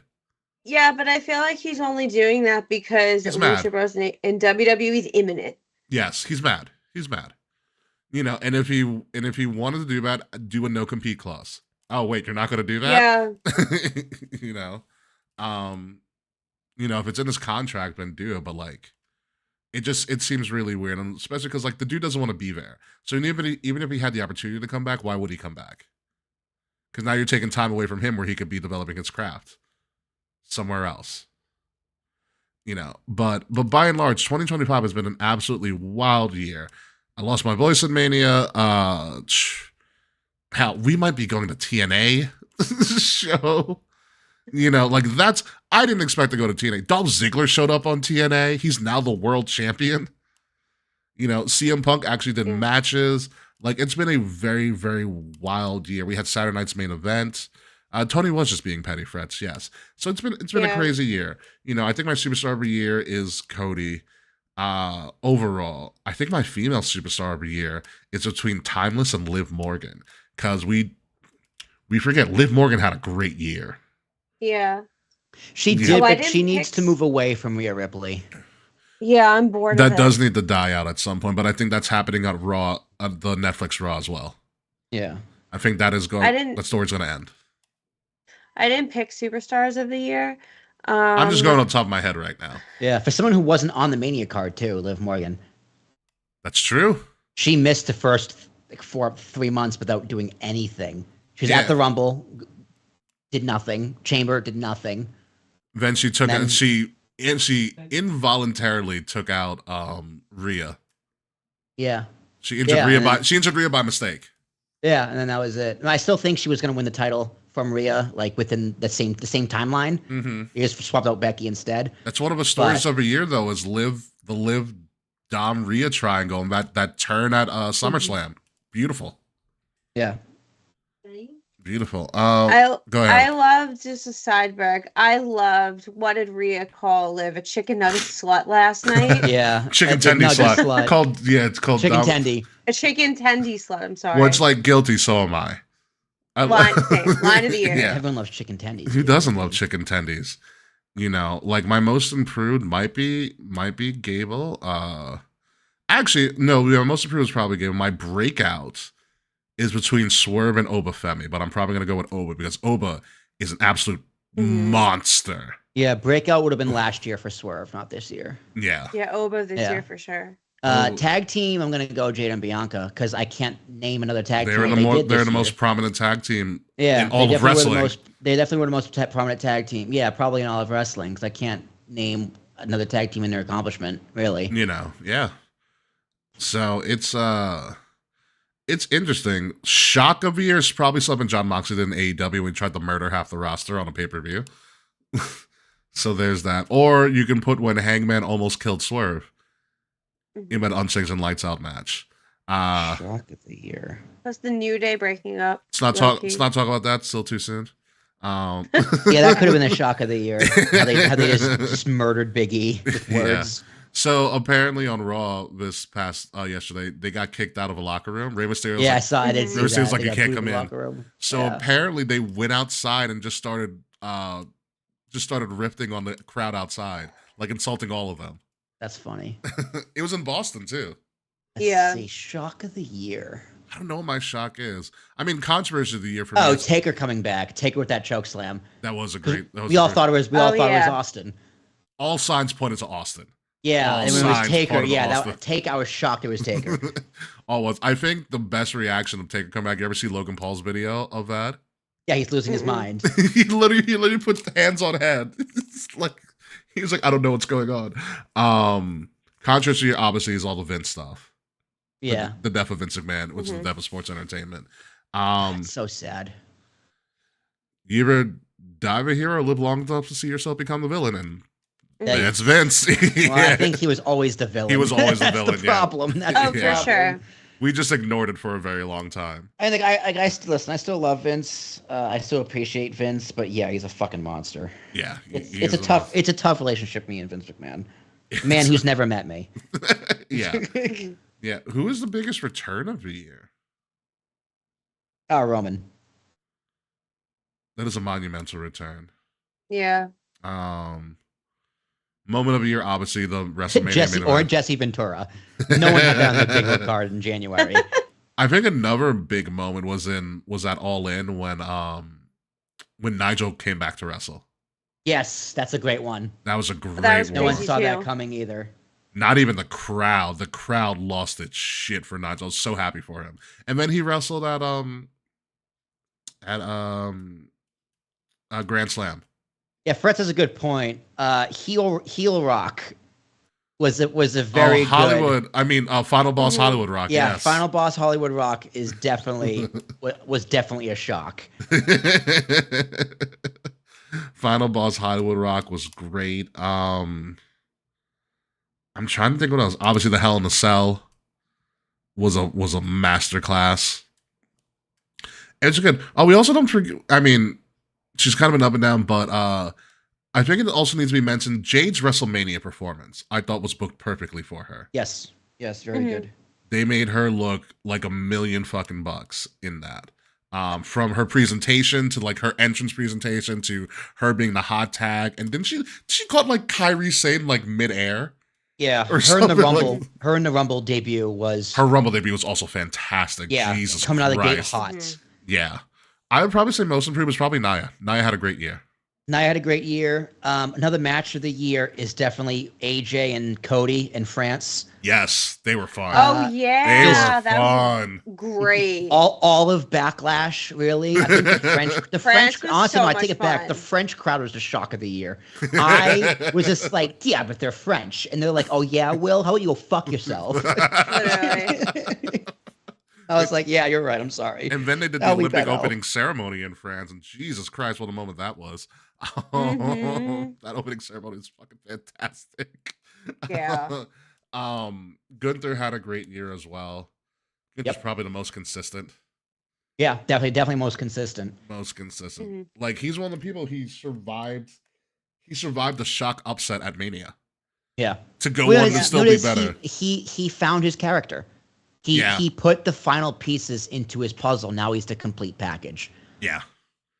He's absolutely amazing in any match. And who would have known it would be calling Damian Priest street trash to make him do it. That was when he said that. I was like, oh, okay. And when he remember when he called on Goldberg in Atlanta? Yes. my favorite wrestler is Bret Hart.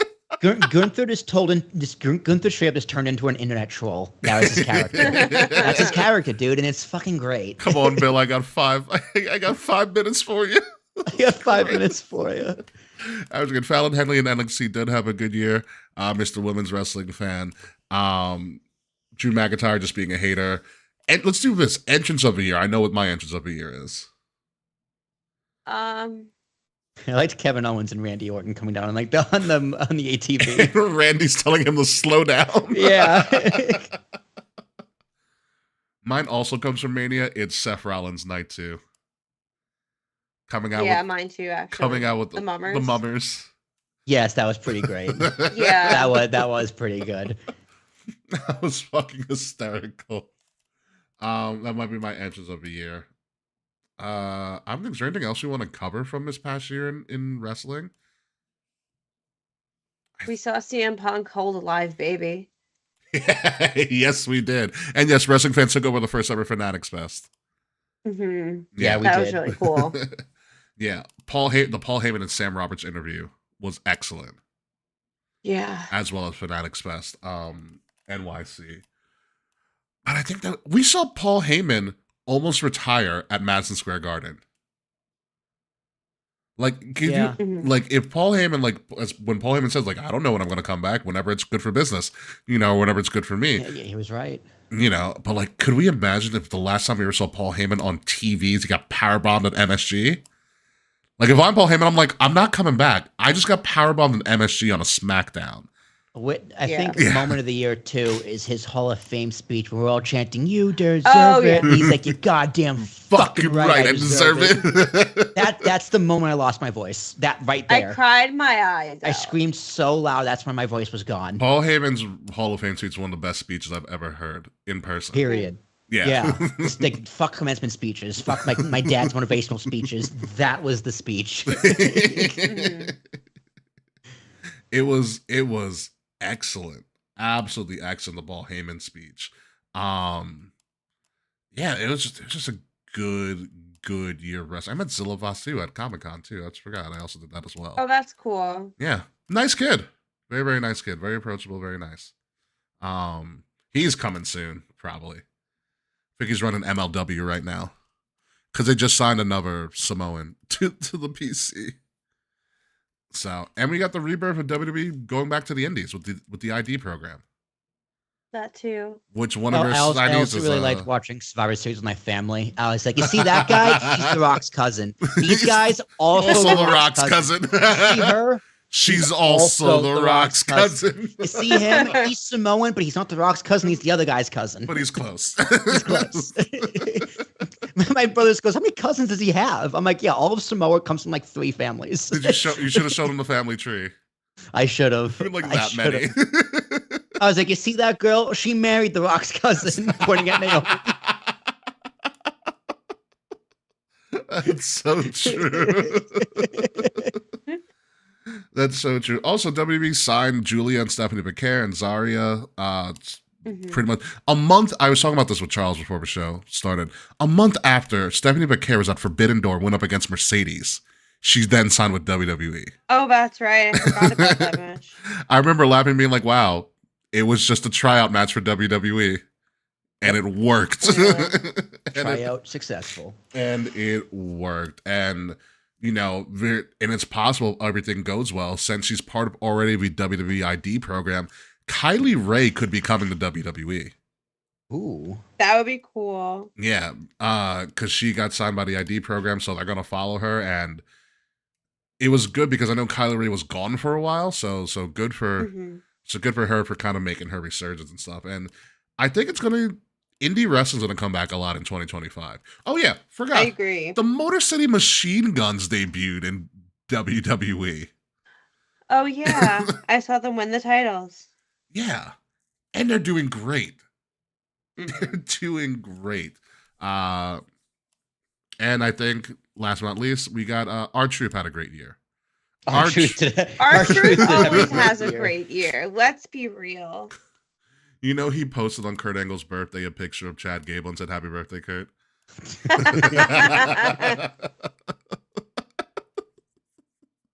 And now he can't tell the difference between Pete and Butch. Oh my god, last night. Son of a Butch. Yeah, it's an R-Truth won his first ever Mania match. Oh my god, that was incredible. That was one of my favorite moments of the year. I totally forgot until just now. R-Truth won his first ever Mania match in the triple threat ladder match, or the fatal four-way ladder match, whatever the ladder match was. But yeah, no, that was a good moment. But yeah, I think that covers it all. Any other things that we've got here? WWE 2K24 had a great excellent year. game. Excellent game. Great yes. game. Very Excellent fun game. How many hours did they waste on that game? GM mode was a great game. 57. Great game. GM mode was also good on that as well. Yeah, I still never finished the WrestleMania mode, whatever it is, like the highlights. I you know what it was? I did the Austin and Brett 97 match. I hated playing as Bret Hart, and I lost and never went back. I lost the match. I'm like, fuck this. I'm never playing it again. I just went straight back to my faction. My faction, yeah. God, yeah. I think that's it. Anything else, Kay? No, I went to a bunch of wrestling shows in the last year, so it was nice to start going to shows again. Yeah. Yeah, now we all got to find a show to do next year if it's not SummerSlam or Slammiversary. Yeah. We'll figure it out. I hope so. I know. Figure it out. But yeah, I think that's about it. So we're gonna take a month off now for the holiday season and all the stuff. We may come back probably at a new time. All of that stuff will be posted up there when we figure it out. Potentially a bunch of new stuff in the new year, but we're gonna work on it in this next month and also open a lot of presents. I think. Hell yeah. So many presents. So many presents. So many presents. So many socks. I'm going to get so many socks. I need socks. I love getting socks for Christmas. I need socks so badly. I did get Just Coquito, what do you want though. for Christmas, I just go, clothes. I have no sense of style. You do. Dress me. Dress me, please. I asked for accessories for my Kindle. Nice. That's good investment. Yeah, I asked for the page turner so I can read in bed under the covers, and a stand so I don't have to hold it myself. Nice. And then, I'm gonna be cozy. An AI voice so it reads for you, Oh no, I like reading it myself. I only listen to audiobooks to get to my Goodreads goal faster. Touche. Yeah, thanks. Maybe I'll go on Goodreads. I don't know. I'm not there yet. It's fun. Well, I wouldn't say fun. I like tracking my progress. It's fun for me. You can rate the Unabomber's manifesto on there. 4 out of 5. 4 out of 5 stars. Yeah, you can. Oh my god. All right. What a guy. Let's get the fuck out of here. No pre-show. Let's just cut it off for this week. Yes. Yeah. I'm tired. It's 10 o'clock. We did keep you on a little bit late, didn't we? Yeah.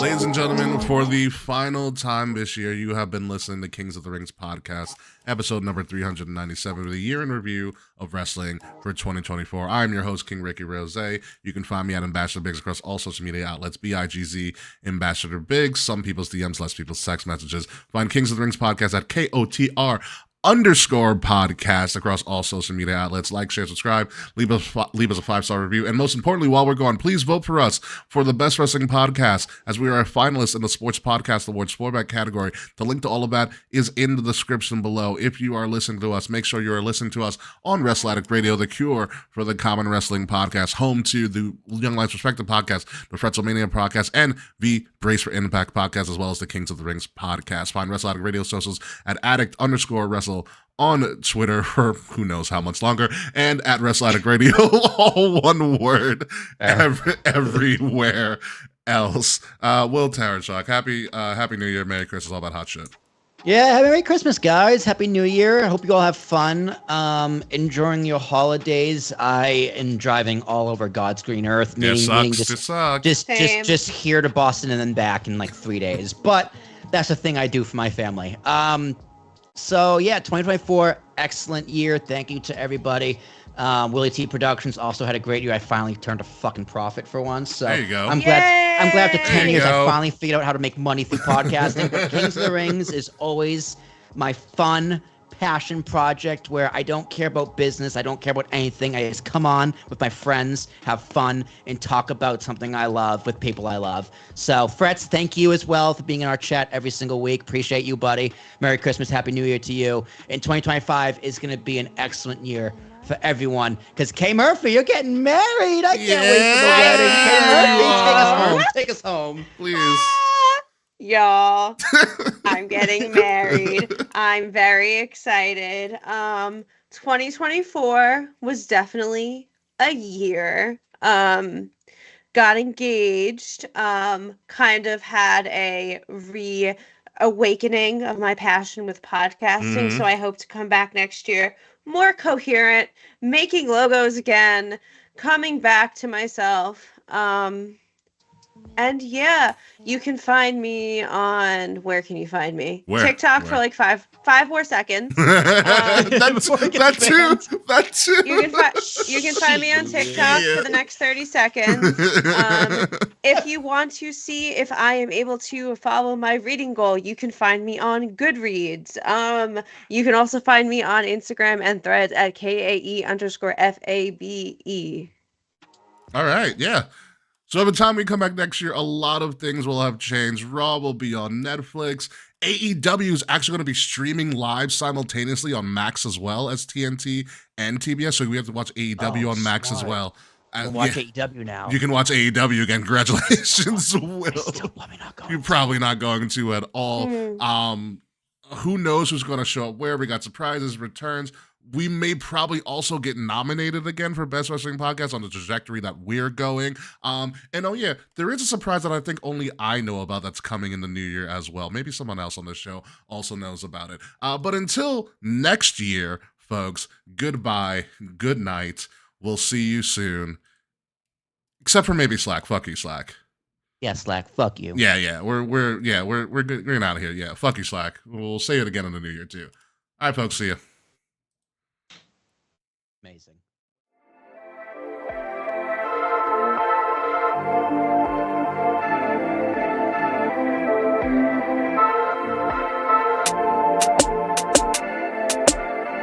Midnight music.